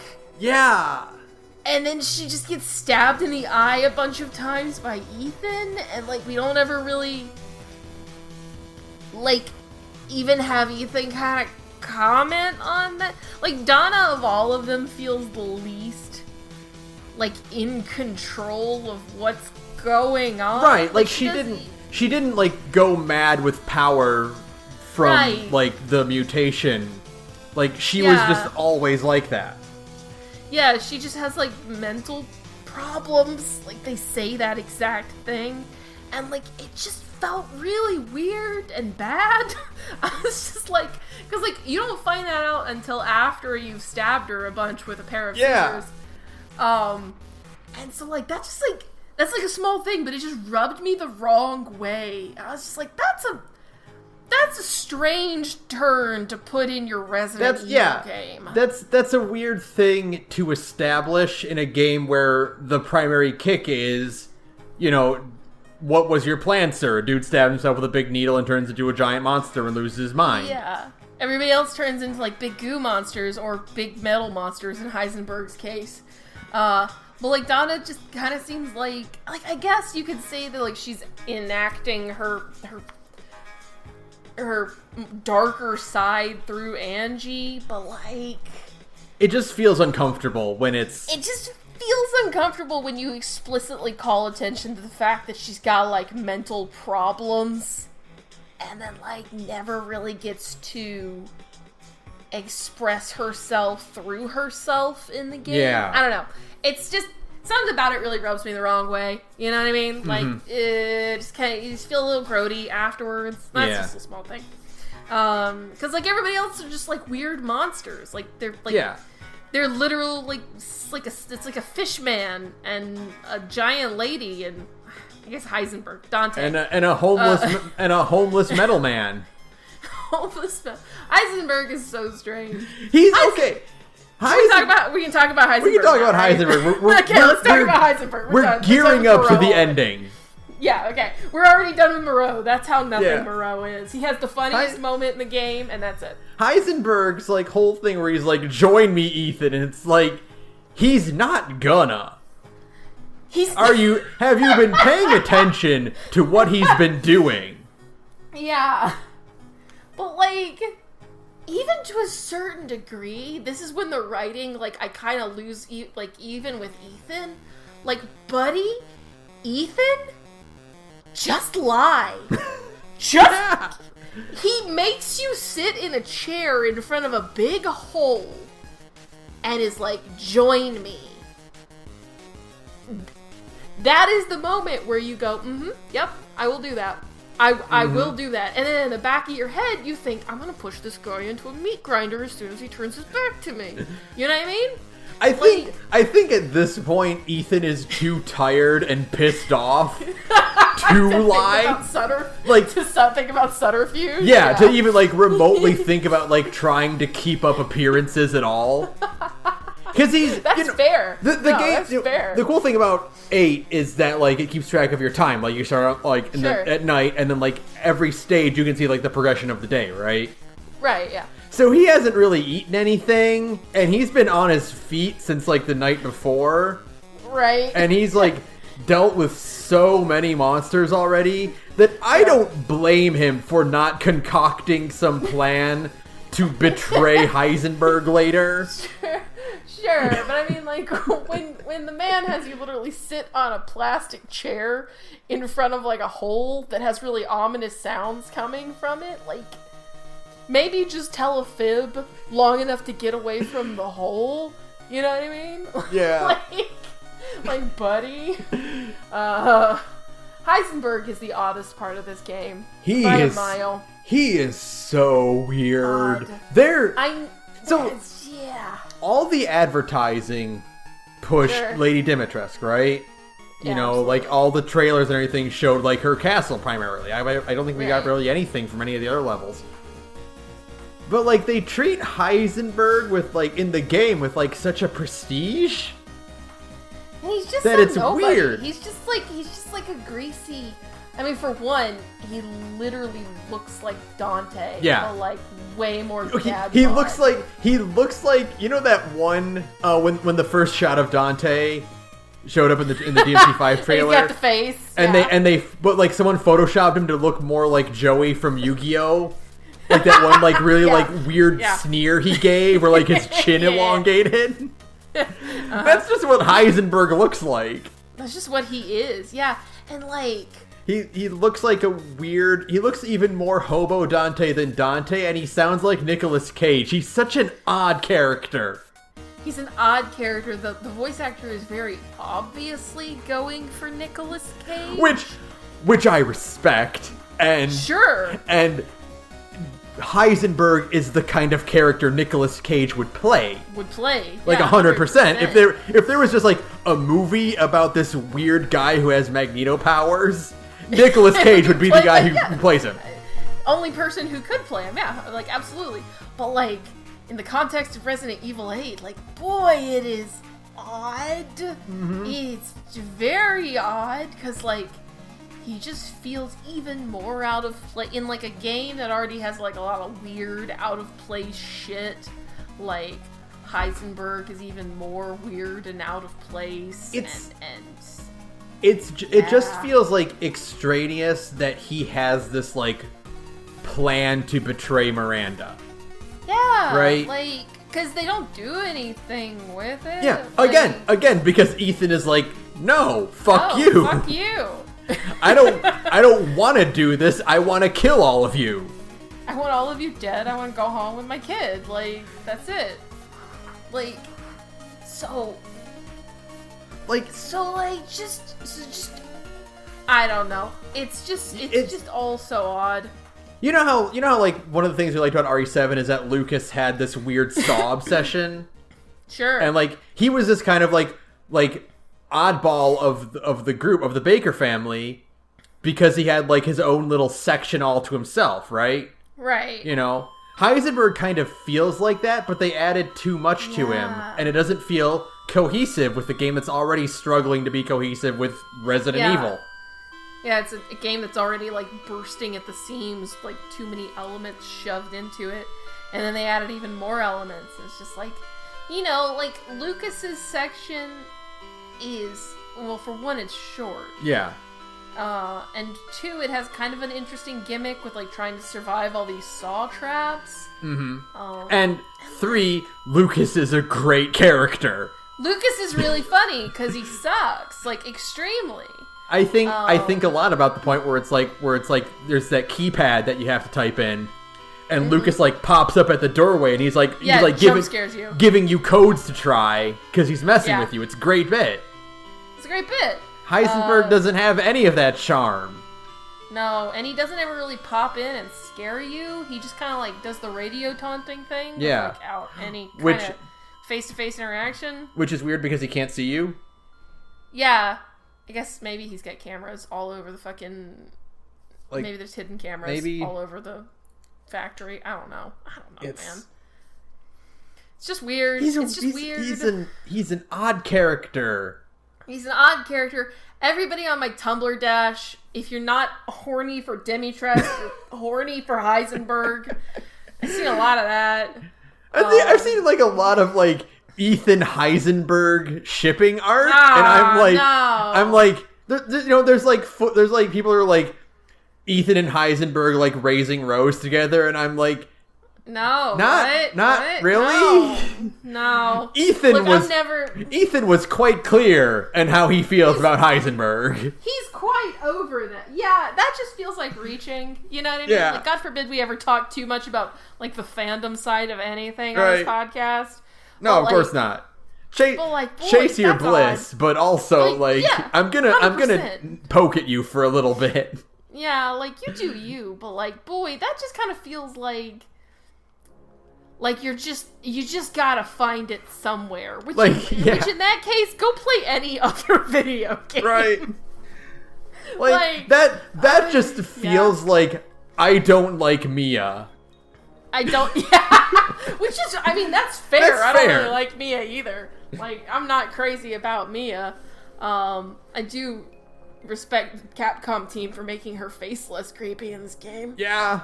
They hardcore fixed Mia's face in this game. Yep. But like, no, Heisenberg is just odd. Everything about Heisenberg is just like weird, and like I don't really like his level. His boss fight with the big okay. Okay, wait. Okay, hold on. Inside of you there are two wolves. One wolf thinks the mech fight with Heisenberg is raw as shit. The other thinks it's stupid as hell. Stupid. It can be both. The Gorge, like we said during Ghost of Tsushima, the Gorge is the avatar of raw Kino Goten swag, the master of all four elements. Yeah, absolutely. We're also allowed to think something is just stupid. It is bone stupid. Like, okay, the part where you actually fight Heisenberg with it, I kind of liked. I can't deny it. Yeah. I kind of like it. But like, the part where you wake up in like the bottom part of this fucking factory and Chris is like working on this thing, and I'm sitting here like, Chris, did you build it? You didn't. So there's two things, and like the dialogue is a little vague.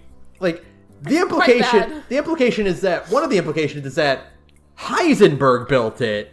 Heisenberg did build it, which is stupid because why would Heisenberg build a thing out of metal he can't control? That's true. Like, yeah. Why would he do that? The other more logical thing is that Chris built it out of parts that Heisenberg couldn't control, so he dumped them into this, ravine. That's very okay. Which is extremely funny to think of Alpha Dog Chris Redfield making like fucking, the tractor wife from Futurama? Yeah. It's like that. Killdozer. Killdozer, yeah. He made a fucking killdozer. Like, he stumbled upon, like, this fucking, like, basement scrapyard, and he sees, like, some tires, and, like, a Gatling gun and a missile launcher, and he's like, huh. It just got, like, a fucking, it has dual chainsaw arms, like, Chris, did you make this? Like, that is the exact moment I was just like, did you get I was already feeling like, what am I feeling with this game? I was playing the game right. and going like, what am I feeling? What am I feeling with this game that is putting me off? And then I got to that and I was like, oh, this game is just weird and I don't know if I vibe with it. Like, did you get the A-team to pop in and build that for you? Like, how did you have time to do this? You arrived in the village the same day we did, and just like a few hours ago, you were shoving me away when I was fighting Moreau. When did you have time to put this thing together? Did you just immediately book it from Moreau's place to this underground facility? Was like the rest of the Alpha team, like Wolfpack, like working on it? Maybe maybe that's what it is. That would actually make Wolfpack like charming instead of just nobodies. If it was like Chris like comes down to the basement of this fucking factory and is like, what the fuck are you guys doing? And they're like, we made a thing. Well, you found all this stuff that Heisenberg can't control. We figured, man, if we slap it together, maybe we can do something about it. And he's like, Chris is like, that's the dumbest thing I've ever heard in my entire life. He's like, all right, sure, go for it. Sure. And then Ethan's like, I'll take it. And Chris is like, all right, fine. Okay. That would actually give the fucking Wolfpack some personality. All right, did you also think, like, during the part where, like, Chris is working on it and he's like, hand me that wrench, Ethan. Did you also think Chris is just going to smack Ethan in the back of the head and knock him out? I did, 100%. Yeah. I was just, like, waiting for it. It was like when we were watching Castlevania Season 4 and it's like, okay, at what point is Isaac just going to kill Hector during this pleasant conversation? Right, yeah. And it never happened. Yeah, and you're like, oh, Chris okay. has been such an insufferable asshole the whole game. It's like, buddy, if you're going to let Ethan in on it, you should have just let Ethan in on it, like 15 hours ago, right, my man. Like, it's dumb. Chris, it's so stupid. Chris sucks. Chris extremely sucks. This really put me off of Chris, like, as a character. Yeah, we'll talk about. I'll kind of bring that up with the ending. We keep in keeping like the ending, which we're getting there. Yeah, we're almost there. We have we're almost out of stuff to talk about. But yeah, no, it puts you off of Chris in a big way because he's just such an asshole. Like, he never stops being an asshole. Yeah, is the thing. Like, he is at every turn is dismissive and rude and lies or conceals things or just does like that tough guy alpha shit where he doesn't say anything. Right. And, like, it's like, why aren't you talking? Why aren't you telling me what's going on right now? It wouldn't be hard, you know? Yeah. At like every step. The thing about it that really, really pisses me off the more I think about it is that, like, Chris knows Ethan. Yeah, right? He's, like, trained Ethan. This isn't isn't the point to mention that, like, Ethan has combat training now. This isn't like Chris is withholding information from some schmuck that stumbled upon this operation, right? Right. Chris has been in touch with Ethan for a long time. It's been 3 years since the Baker estate. 2 years? 3 years? Something like 2017, I'm pretty sure. And this is 2020. Okay. Yeah, so, like, Chris knows Ethan. He knows he's not some dude. He knows that Ethan is like Ethan is one of the guys. Yeah, he is a Resident Evil protagonist. This would be like if a new game came out and Chris withheld information from, like, Claire. Yeah, exactly. Like, I don't want you to get involved, Claire. Like, bro, I was involved for like 3 days in Louisiana. There's no not getting involved anymore, my man. He's like, it's like him in like RE6 at one point. He's like, don't get involved, Leon. It's like, dude, I've been involved since the 90s. That ship has sailed. There's no getting off this train, buddy. I can't tell you what's going on, Jill. Jill's like, I already know what's going on, asshole. Like, Ethan already knows what's going on. It's some weird fucking bioterror horse shit. Give him the details. They kidnapped his daughter.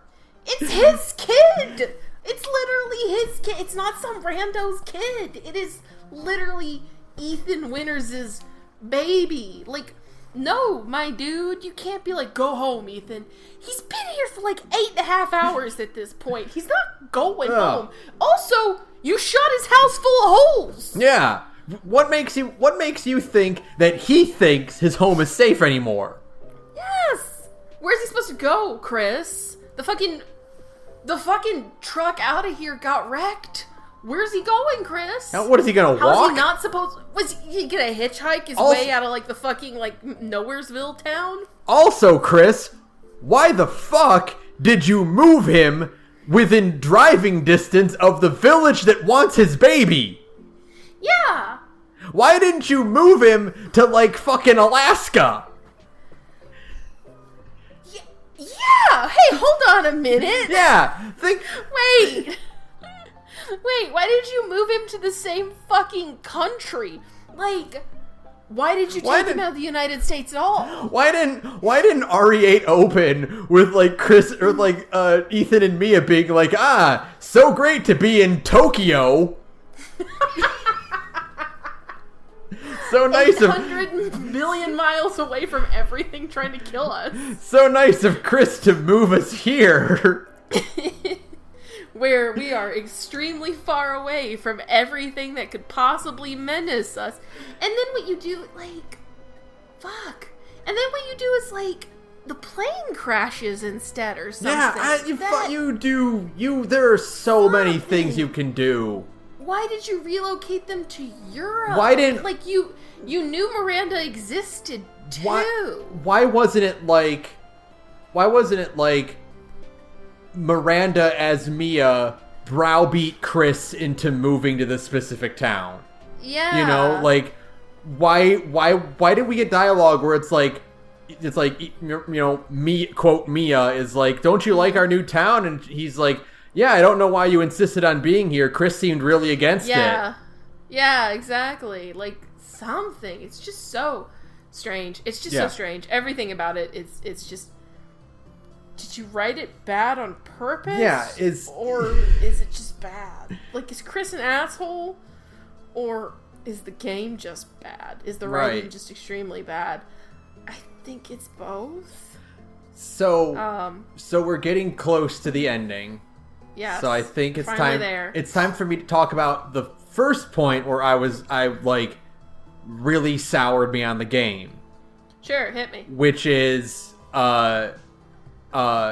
Eve being like, you've been dead since RE7.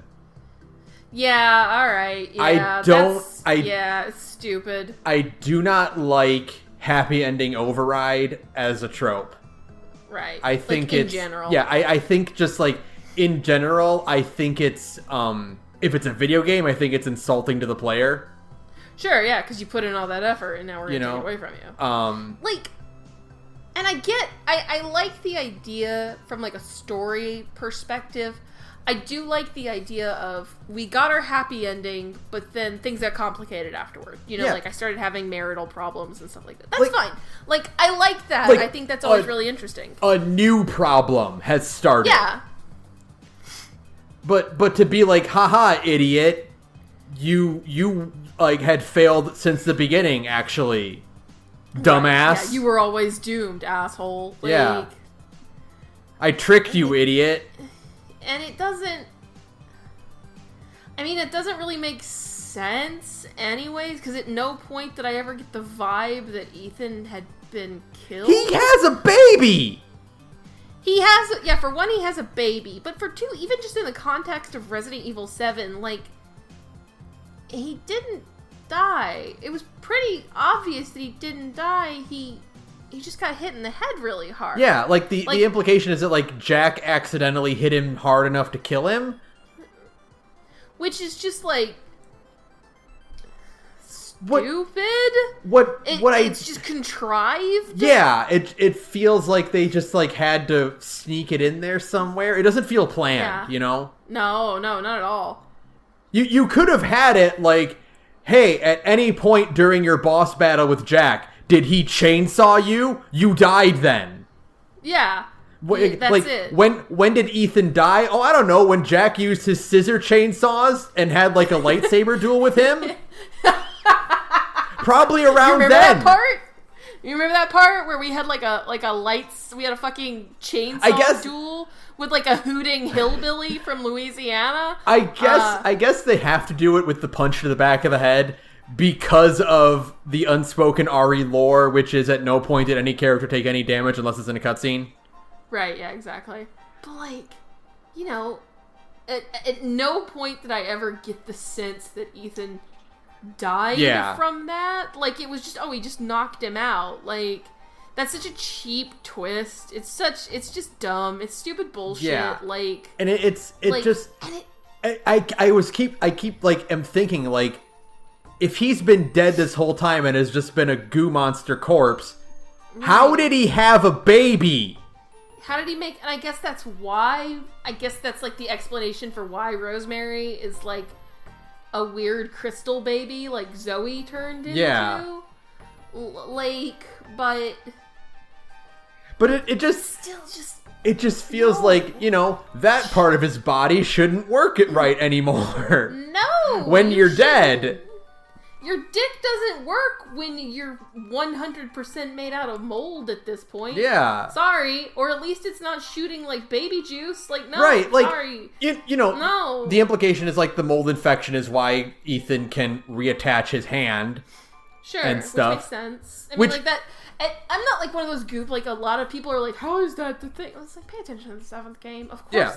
He's using the exact, they explicitly call attention to the fact that it's the exact same liquid that they used in Resident Evil 7. Yeah. And obviously, if you've got like the fucking mold, if you've got like mold spores in you, you can use the water to fix your fucked up hand. You know what I mean? Which, you've got juice, and that'll make you better. Which is even something that's like explicitly in canon, because like there's the part in the castle where Dimitrescu has him crucified, and he has that bit where he's like, "This is gonna suck." And he tears the nails out of his hands, and he scrambles for the fluid. Yeah, because, like, he knows how it works. Yeah. And it's like, you know, it's just so... Which, that reminds me, as a quick side note, did you also think they were going to do something with his fingers at any point in the game? Yeah, I thought he'd get his fingers back. I honestly thought that when we killed the big werewolf that bit his hand off in the first place, I was genuinely expecting us to like pull his fingers out of that thing's stomach. And then like juice his hand back together. I thought it was gonna be at this point in the game where Evie is like, "You've been dead this whole time. Right. You're a mold puppet monster. You know, he just got his heart ripped out." And she's like, "You're supposed to be dead." And he's like, "No, I don't want to be dead." And she's like, "It doesn't work that way." And he's like, "Well, I got to get my daughter, so it does." Shut up, you're like 12. I don't take orders from you, you're like 7. I was expecting him to stand up and then look at his hand and like the mold regrows his fingers. Yeah, absolutely. But no, they just get bit off, and that's just his deal for the rest of the game. He's just missing 2 fingers, which, like, far be it for me to quibble with the functionality of the human body in a Resident Evil game, but also, like, your pinky is, like, the thing that lets you grip things tightly. Like, if you try to grip anything tightly without your pinky, it's really, really hard. Yeah. So, like, at any point in this game when Ethan was, like, doing, like, Doesn't he? hard shit with his fucked up hand, I'm like, you're missing 2 fingers, bro. Use the other hand. He takes the zip line with his left hand. Yeah, he does. I'm like, why are you doing that? You have a perfectly functional right hand. Doesn't that hurt? Maybe it doesn't hurt because he's made out of goo. Yeah, I don't maybe. know. Because, like, I guess that's, like, one of the things to show that, like, you can't regenerate. You can reattach your limbs, Right. but you can't regenerate, which is why later on, like, when his heart gets ripped out, he doesn't just make a new heart. Right. Like, that's like the sign, like, you're on borrowed time. Yeah, because he's missing his fucking heart. Yeah. Like, man. But let's talk about it, because we're here. We're finally here. We did it. We climbed this whole stupid mountain. Hey, you know what I dislike more than Happy Ending Override? Killing off this main character that I've come to really like. Yeah. What? The hero, in a super contrived and shitty way. The hero has to sacrifice himself in a dumb way. Don't stop doing that. It sucks every time. So as we've said before, there's nothing wrong with a heroic sacrifice. They can pay off. Only they have to pay off in like a satisfying way. This comes out of nowhere. This sucks. Yeah, like did you just get the same vibe where it's like, oh, so we're just killing ourselves now? Like, yeah, it just comes out of nowhere? Like, there's nothing in this that requires Ethan to die to move the narrative forward. Right, yeah, exactly. Like, there's nothing... And this is what I mean by, like, it feels antithetical to Resident Evil. Because Ethan is the first and only protagonist to die. Yeah, canonically die in his fucking story. He gets 2 games and then eats it. Like, the overall arcing structure of Resident Evil since Resident Evil 3 is that the core cast of Leon, Chris, Claire, and Jill, like, it's their story. We're watching them go through the decades of dealing with this horse shit, right? Right. And Ethan is the first new character to be introduced since RE2. Mm-hmm. And, now we get, okay, well, cool. Now we get this newcomer who we're going to explore his story. At the end of RE7, he meets Chris. He gets wrapped up into things. In RE8, he has more to do with Chris and that. And then he dies. Yeah, it's very weird because it's like, oh, the idea is like, oh, it's a newcomer who's getting pulled into this story, and like we get to see from start to finish yet again this idea of like kind of having your whole life consumed by this bioterror bullshit that seems to be going down every couple of years, right? Like, right.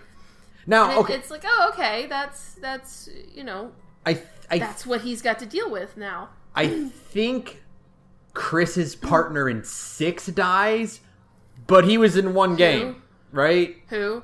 Yeah, exactly. Who? Like, yeah. I don't even know who's Chris's partner. I think his name is Piers. We haven't played 6 yet, so I don't know. Oh, I don't know. Who cares? Like, characters do die in Resident Evil. It's still a zombie game. But none of the not your main characters. Yeah. The whole idea is that they constantly overcome this shit, And for the most part, like, a lot of the characters just leave. Like, they just leave. Billy in 0 or Sheva in 5, they just aren't in other games. They make it through, they just stop appearing. Yeah, but they still get to make it, you know, because it's kind of like the whole catharsis. I feel like that's part of the fun of Resident Evil is that like you go through all this horror movie bullshit and then you still come out the other end because by the end of the game, you're Long Dick Johnson, like swinging around your big dick, shooting zombies. Being really annoyed at all of the dumb puzzle bullshit you have to do and all the things you have to fight. Yeah, because you've got a rocket launcher and like 800 rounds, Yeah, like, part of the appeal of Resident Evil is, this persistent timeline throughout literal decades. And the fact that it's a zombie story without actually being a zombie apocalypse, right? Right, yeah. And you watch these characters grow and mature, and that's part of the appeal. What makes Resident Evil so interesting throughout the years. Yeah. And Ethan being this brand new element that it starts, that exists, only to, I'm going to say it, be unceremoniously killed in a second game. Yeah, no, it feels really abrupt and unearned. How did you make a giant explosion that takes out an entire village feel anticlimactic? Yeah, very strange. Like, all of it just feels like, to me, here's my thing. Here's if you want my, like, extremely hot fucking take, my super, super spicy take. If you're gonna have this, like, running thing where Chris has become such an asshole and so jaded and bitter and feeling like he can't save anybody, and, like, everything he does is for nothing, kill Chris. Yeah! If you want to pull the trigger and do something dramatic, and you have this character who feels like everything he does is like isn't accomplishing anything, and he can't save anybody, which is clearly like what's going on with Chris's whole fucking problem in this game. Like, have Chris save somebody and kill Chris. Like do that. If this character is gonna be this much of an asshole, kill him off. Like, be dramatic and kill off a legacy character. Don't do the pussy shit of killing off the new guy, because that's cheap. Yeah. Right? Like, you've made a new character and people are still kind of working on getting attached to him. It's kind of like Nero and Devil May Cry 4.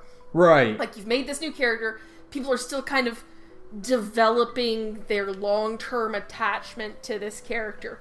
So to kill him off in his second game is just cheap. It's just cheap. You have not earned, like, that emotional death at all.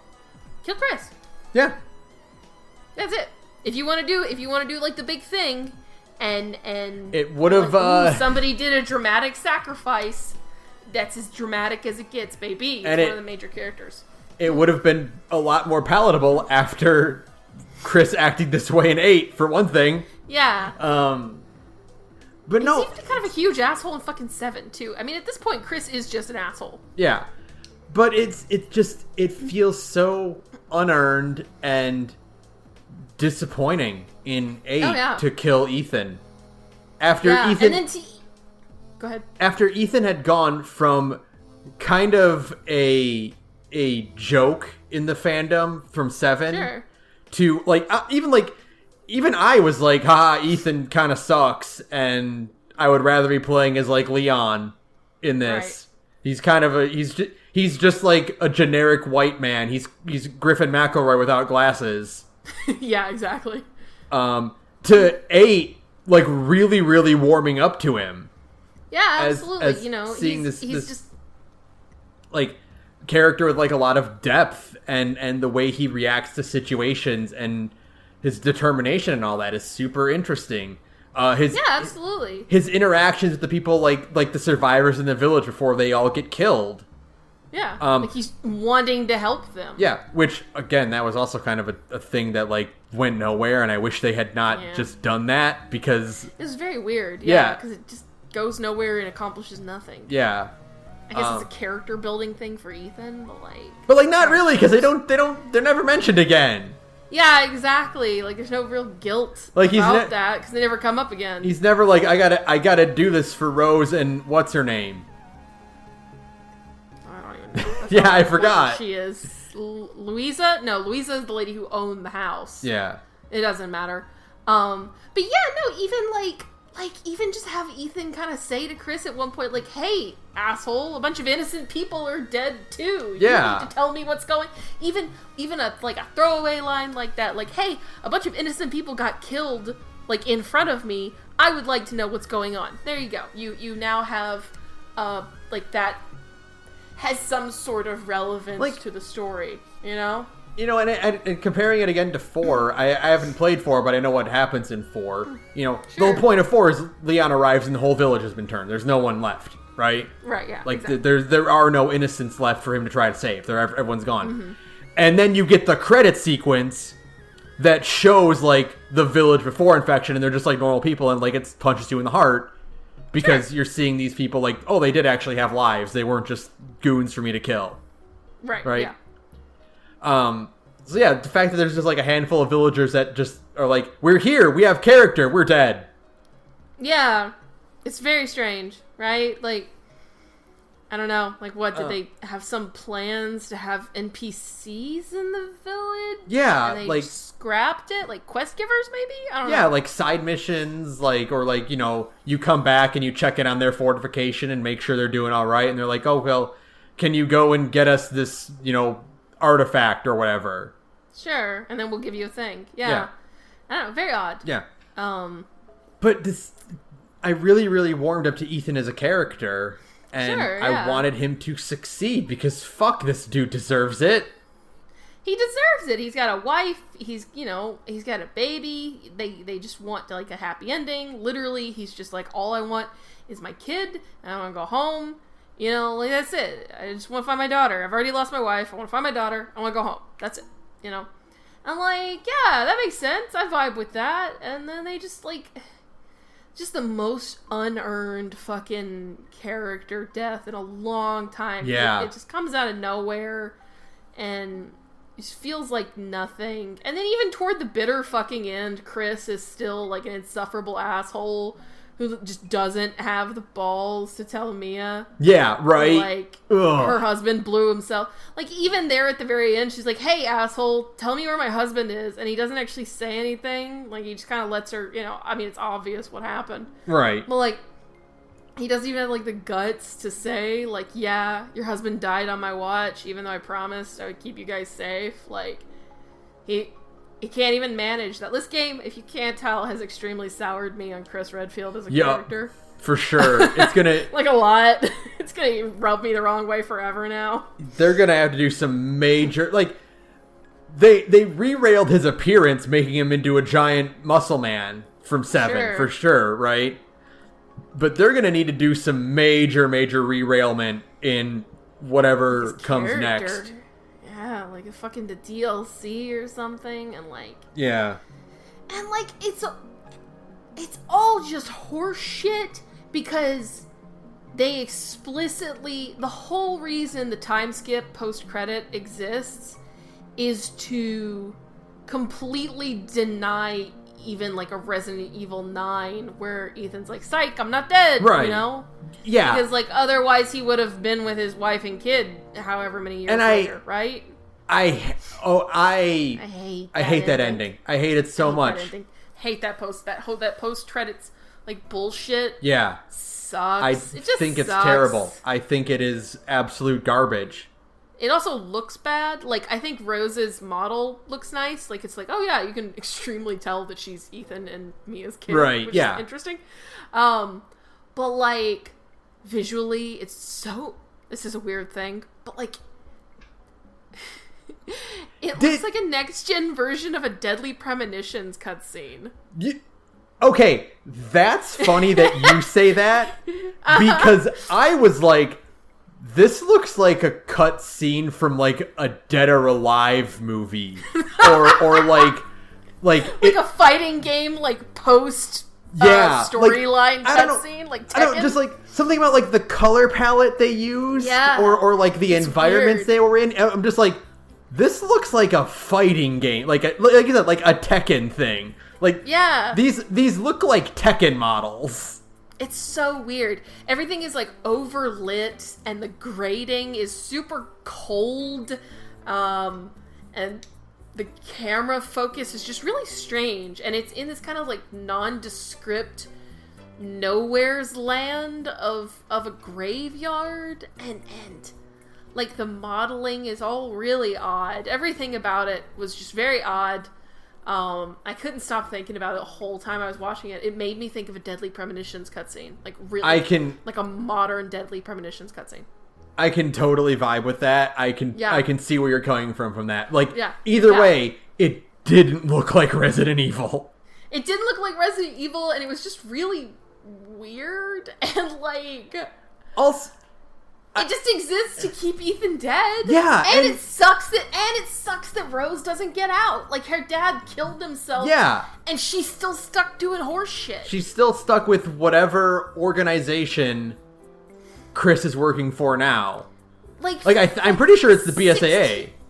It's not the BSAA, it's Blue Umbrella. Because the BSAA is what is like doing bad shit at the end. Right. Oh yeah, that's right. Because like that bit where Chris like sees like they're sending BOWs in.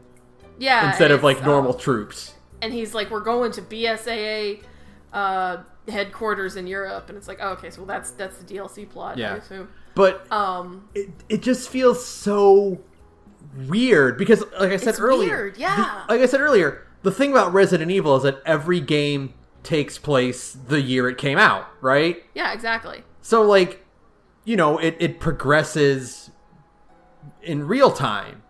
Right. So unless they're gonna pull some horse shit and they say that Rose, like, because she's got, like, she's like a mold baby, she just rapidly grew. I mean... They could do that. They could. That would suck even more. It would suck even because, more, like, yeah. At least what you can do is, like, RE9 is a Leon game that takes place in, I don't know, 2023, whenever the next Resident Evil game comes out. Sure. And the Rose epilogue is just like, well, we'll deal with that in 16 years. Yeah. So it feels so weird and unearned and bad. I don't like it. I don't like it. I think it was a mistake to kill a character that we had suddenly started to really grow on. Right. And to become really fond of. I think it was it denies him of his potential of, you know, being the first new character to be included into the main characters group in a long time. Also, it is extremely stupid that they never showed his face. Like, yes. even as he was killing himself. Yeah. It's extremely stupid. It's really just stupid. It's stupid, but some very impressive framework in that camera work for that cutscene. I will say I will say that. So dumb. It's so dumb. I mean, like, yeah, they did the best they could to try and make it dramatic so you never see his face. But, like, the man is killing himself. The very least you can do is, like, give him a face. I've never understood it in general. I thought it was weird in 7, but it's like, okay, well, in 8, he's going to be, like, a real character, so we'll see it then. And then they still hide it in 8, and... So, and then it's even more jarring in 8 when the camera suddenly turns to a third-person camera. Like, when you're playing as Chris, suddenly it's just normal third-person camera instead of also keeping the perspective within Chris's headspace. Like, I always presumed they did that because it's also a VR game. Like, these games are also... Like, the Ethan games are also, like, big VR games. Right, well, you know, it's also one of those things where it's like, yeah, it's VR. It's also the first one that's set in, like, true first person. Right. So, you know, you player insert avatar thing is a bit stronger here. But it just feels weird to not, like, do anything with it. Mm-hmm. Yeah. It's just dumb. Like, if you're gonna kill this character off, show his face, right? Yeah. Like, at the very least, give him his face at the very end of the game. What are we gonna do with RE9, where, like, Rose, like, picks up a photograph, and, like, Ethan's face has to be blurred out, and she's like, for some reason, all of my dad's pictures don't show his face. Like, what is he, like a BOW who just, like, obscures his face from being photographed? That's what it turns out to be. Like, it's already weird that, like, in the baby book in Ethan's house, there's no pictures of himself. Yeah. Like, in the whole house. It's like, you're really, really stretching this. After a certain point, just show his fucking face. Like, it's fine. Who cares? I feel like Rose, like, being a teenager or, like, a young adult, because, like, it's not clear how much time has passed. Like, right. she she's at the appearance wise where she could be like 15 or 25. Yeah, like Sherry in Revelations 2, right? Yeah, Sherry's in 6. Okay. Moira's in Revelations 2. Okay, cool. I have not played either of them, yeah. So I'm just kind of going off of secondhand knowledge. Mm-hmm. But yeah, she looks like she could be 16 to 22, you know? Which at least with Sherry, we have like a canonical date because we know when she was born. Yeah, exactly. It's just so weird. It's such an odd... The whole game is weird. I take a shot every time I say weird in this episode. The whole game is weird. Like I said at the beginning, it feels antithetical to what Resident Evil as a franchise should be. It's not a game that does time skips like this. It's not a game that kills off its protagonists like this. Yeah. I just don't know what they think they're going to lead to with this, you know? Yeah, like I'm not terribly interested in playing as Chris now. Right, yeah. I mean, I don't understand what direction they're taking the franchise in now. Because 7 and 8 are odd. Now, you know what? Hold on. 1 is Chris and Jill. 2 is Leon and Claire. 3 is Jill. 4 is Leon. 5 is Chris. 6 is Chris and Leon. Ethan is the first time that the protagonist has been playable in consecutive games without, like, extra characters.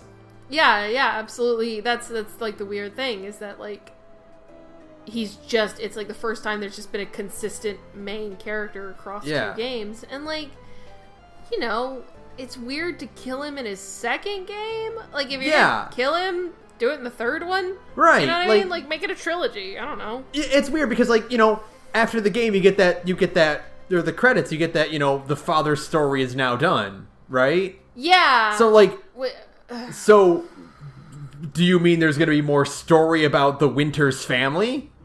Right. Are we gonna play as Mia now? No, I doubt it. It's probably gonna be Rose. Like, it's definitely gonna be Rose because she says, like, she says, like, I have superpowers. Yeah. Yeah, she explicitly says, like, hey, I have superpowers now. But then that means, like, what? We're gonna finally set a Resident Evil game, like, 20 years in the future? Like, in the future? Yeah, that usually doesn't happen. Also, they did some fucking Tetsuya Nomura bullshit at the end where, like, the car stops and picks up some guy. Yeah, that was weird, right? And it's like... Who is that? Resident Evil This isn't Kingdom Hearts. Resident Evil is not the franchise that sets up things like that, right? No, it just randomly pulls shit out of a hat. Like you know, like they didn't set up Resident Evil 4. They set up some things where it's like at the end of 2, like, you know, Chris and Leon and Claire. Sorry, fuck. Mm-hmm. Leon and Claire are like, we got to take down Umbrella. You know, sure. And then it's like, you know, then you have 3 and Code Veronica and blah, blah, blah, and 4, and it just, you know, progresses. But like beyond like some general like, ah shit, here we go again, we gotta solve this problem thing. They don't do like, ooh, what's gonna happen next time? Yeah, that's really weird. All I can think is that, like, so part of the lore room is how the family in the village has the umbrella crest, and it's because they met the Spencer family. Yeah, like while he was like walking down a road, basically. Mm-hmm. And that's like what's happening here. I don't know. I don't know. I'm reaching. I'm extremely reaching. It's such a weird thing because, like, at least with like when you see it in like a Kingdom Hearts, they usually have like some kind of significant bit about the character to give you like an idea or a hint as to what they are. Right. Yeah. Like but this is just like a figure, like a totally obscured figure on the side of the road. They're like, we got to get you back to the facility, Rose. Sure. We got to go now. Let's stop and pick up a man. A shape. It's not even a man. It's just a shape. It's very strange. I don't get it. I don't get what was going on with this game's plot at all. What are we supposed to draw from that, right? Yeah. Like, what are we, are we supposed to think it's someone we should know? No. Like, is it supposed to be like, there's nothing. We have nothing to go. We have no leads for this. I know. It's very odd. Yeah. I don't think we wanted it to be this much of like a dumping on Resident Evil 8 episode. But this is the what more you think about it, the more you're just like... But... the more it loses you, you know? Yeah, so, that all being said, holy shit, the gameplay in this game is great. Shooting the guns feels really, really good. Navigating feels good. Puzzles are all rock solid in this game. Mm-hmm. It's just all held together with just so much, so many disparate parts. Like it is a Frankenstein's monster of a game. It's less than the sum of its parts because of how bad the story is. Yeah, and just the even without the story, there's so many things. All these little things, like what's going on with Moreau's whole like really linear section that just doesn't really have any tension at all, and all of the bad, terrible level design in fucking Heisenberg's factory. There's some really solid stuff. The boss fights themselves are all really good. I liked Moreau's boss fight a lot. It tickled the neurons to fight Heisenberg. Sure. Because you're fighting a big metal guy in a murder truck. That's cool. I like the Demitrisk boss fight. They all felt really, really good. The Duke is one of my favorite characters ever. The Duke is good, yeah. I loved that he was just completely on the up and up the whole time.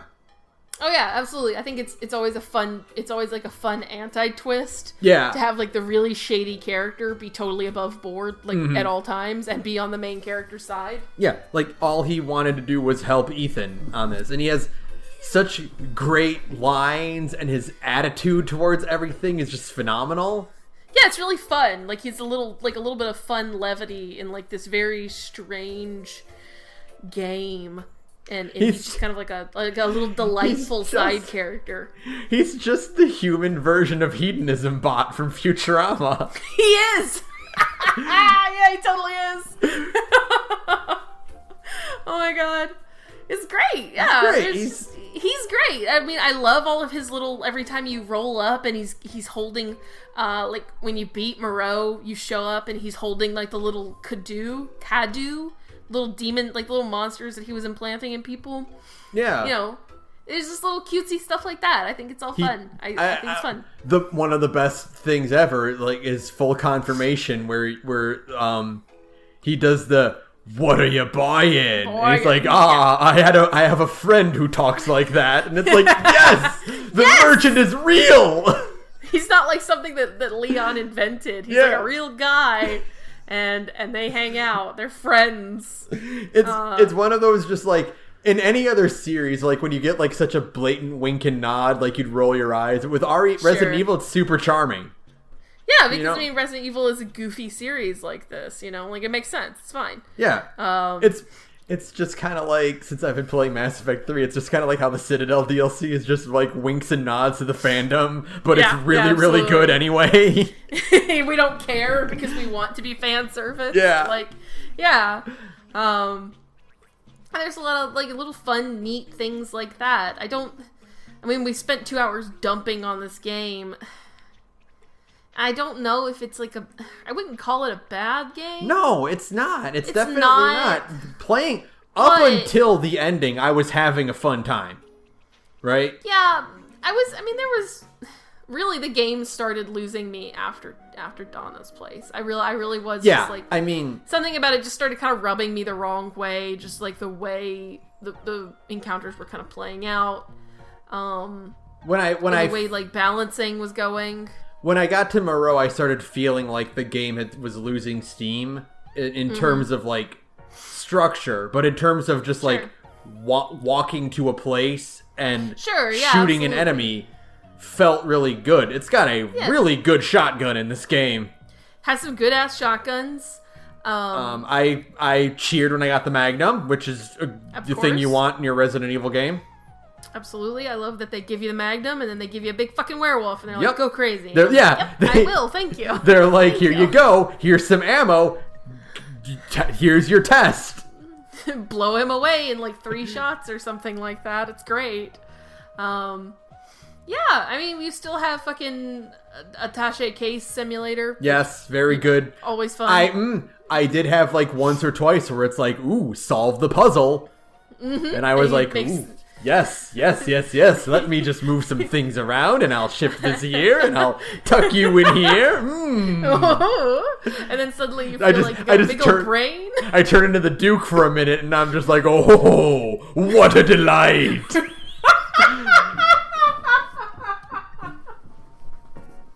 Yes, what a sampling. Just a taste of this attaché case. Oh, it's so good. Upgrading the attaché case is always like one of my favorite parts of Resident Evil 4, and I love it in Resident Evil 8. I mean, there's some good stuff. Like, I joked about, the whole Metroidvania thing, but I really enjoyed that element a lot. Just the going back and forth and unlocking new things. It always feels really satisfying. It's the feeling of when you were playing Resident Evil 7, you found a lockpick and you're like, I know exactly where this lockpick can go. Yeah. It's that, but like on a huge scale, and I really like that. I appreciate the return to you shoot a guy, you kill him, and like a little thing pops up above his corpse, and you pick it up. And you get some loot, and you get a bauble. You know that, I love baubles. It has like puzzles, it has fun puzzles. Yeah, but like the overall structure of the game just kind of falls apart in like a big way. I'm intrigued about the DLC still, for sure. I am too. And I think sometime relatively soon I will replay it because I did enjoy the gameplay enough. Sure. There were a lot of really cool details that I really appreciated about it. I like that every gun has 2 reload animations, one for if the clip is empty, one for if it's not. Right. I thought that was a really cool touch. Sure. You didn't need to do that, but you did. I appreciate it.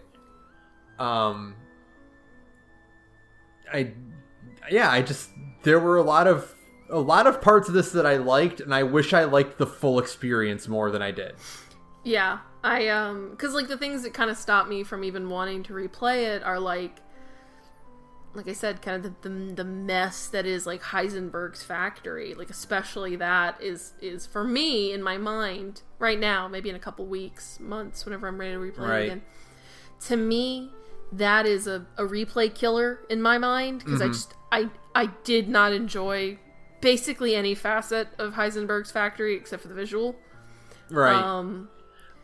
I just didn't like it at any step, really. The thing that I'm thinking of is that in terms of like RE2 for me now, which is a speedrun game, right? Yeah, absolutely. I think because this game is sectioned off so well, I think that is conducive to quick runs of it. Sure. Now that the atmosphere is worn off and the horror is gone, except for Donna's area. Sure, of course, that's fair. But now that it's that, where I can be like, okay, well, how fast can I get through the castle? How fast can I get through Heisenberg's factory? Right.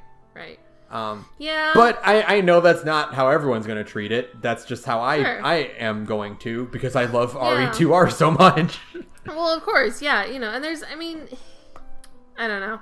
It was just a lot of the stuff in that area for me is when all of the gimmicks of the game started to really wear on me. Like everything from having to shoot things in the head, it's just like after a certain point you get through the game and you're like, I just want to progress. I'm tired of these fucking bullet sponge enemies. I feel like everything in this game takes like 6 bullets. They take way too many shots, no matter what gun you're using, for sure. Yeah. And maybe that's just me bitching because like it's a. I didn't like one element. It kind of colors my feelings of like every other element. That kind of happens sometimes with games. Yeah, it cascades. Like if you don't like this and this thing attached to it, you're also not gonna like. Right. So I don't know. Maybe I'll come back and find the enjoyment in it more through like in another playthrough. But yeah, I mean, there are good elements. Like I said, I really like the whole village thing, the whole idea of a centralized hub and coming back to that. I did really, really like that a lot. I'd like to see them do that again going forward in like a bigger, more elaborate way. But go ahead. If the DLC is Chris stuff, I would appreciate that because I want to enjoy Chris's gameplay. Sure, yeah, absolutely. I can see the appeal in getting strapped down with guns and doing an arcade. Basically, at that point, you are doing House of the Dead. Yeah, it's House of the Dead 100%. You're just mowing shit down. Yeah, you're just like, you're going to like the next screen and shooting a bunch of things and taking out dudes. And if you give Chris like a punch, that would be great.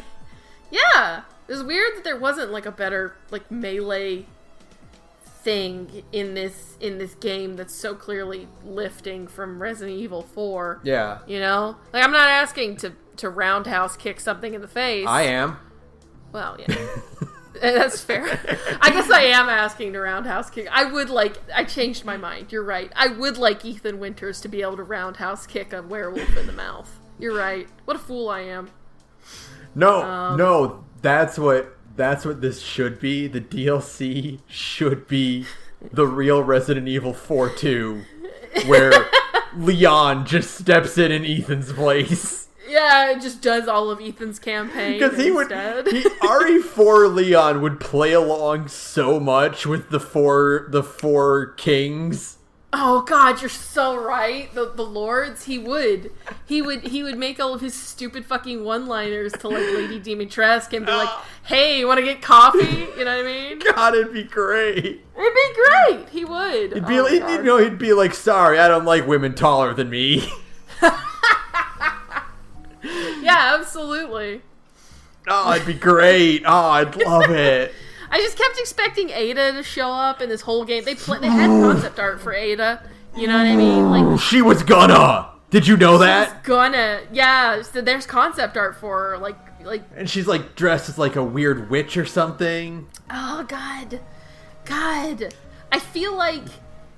Maybe it's just because I'm a simp. I don't know. But if it had been like Ada not telling Ethan what's going on. That's it. That would have been fine. It should have. Ada doesn't tell anybody what's going on. You know what I mean?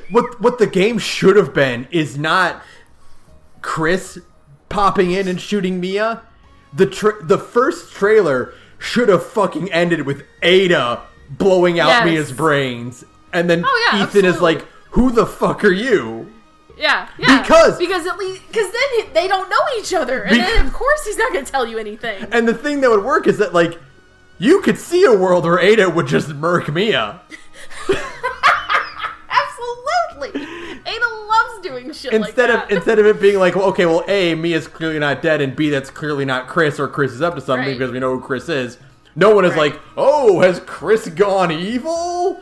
If it was just Ada who showed up and caps Mia, they'd be like, "Oh, Mia might be dead, actually." Oh shit! They actually killed Mia if it's Ada showing up to do the job. Shit. And then the part, and then every part where like Chris is just not telling Ethan what's going on. Like, no, Ada loves keeping secrets. It's her favorite hobby. She's like, Leon's getting boring. I guess I can mess with this new Leon. This other gormless blonde guy who I love to fuck with. Yeah, absolutely. Well, yeah, Ethan's like, they're doing this bullshit and Ada's messing with him and like, meanwhile back in like America, Leon's like, huh, Today's going really well for me. I don't know, something about today just feels real good. Things have been so quiet lately. Oh, God. God, that's it. That should have been it. That's it. 100. That's it. If you replace Chris with Ada and you don't change a single line of dialogue, the game is like it's like way better.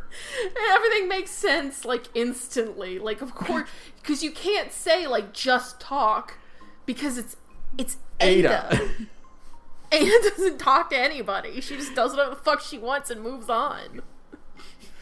Oh, God. Just the idea of Leon being like, your problem now!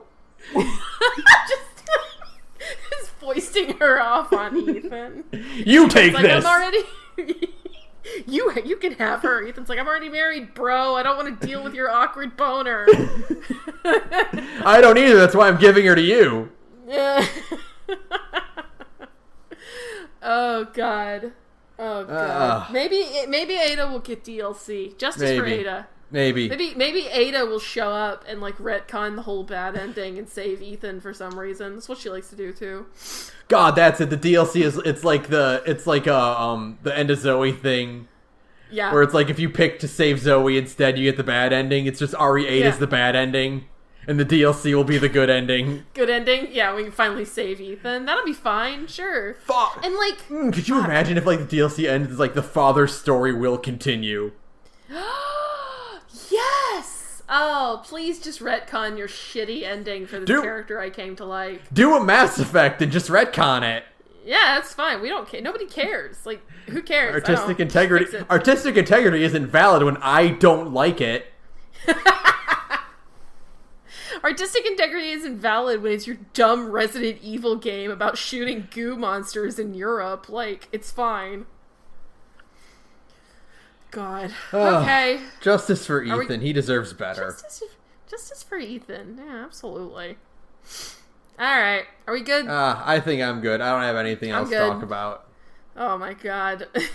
We're back! We're back! 2.5 hours! Oh, it's so good. It feels so good to talk about something that isn't Transformers. or E3. Or fucking E3. Whatever. Oh God. Let's just talk about like a video game for a couple of hours. Yeah. God. Okay. Next month we'll do an indie week, I swear. I know we haven't done one since, what, May or March? Oh, God. Don't worry about it. We'll do one next month. Yeah. It's fine. Things got complicated again. Yeah. You know how life be. Okay. Yeah. So, thanks to Visitor if you background music. You can follow me on Twitter at thegorgepodcast. You can follow Sara at radioinactivity. You can email us at thegorgepodcast@gmail.com. And if you want to listen to Sara talk about goo monsters, maybe there's... you know what? No, vampires and werewolves are in one of your games. So talk about that. That's true. There we go. Hey, I'm in another podcast called Big Gay Nerds, where me and a bunch of cool queer friends get together and we play tabletop games. We try out a lot of different systems. It's always a lot of fun.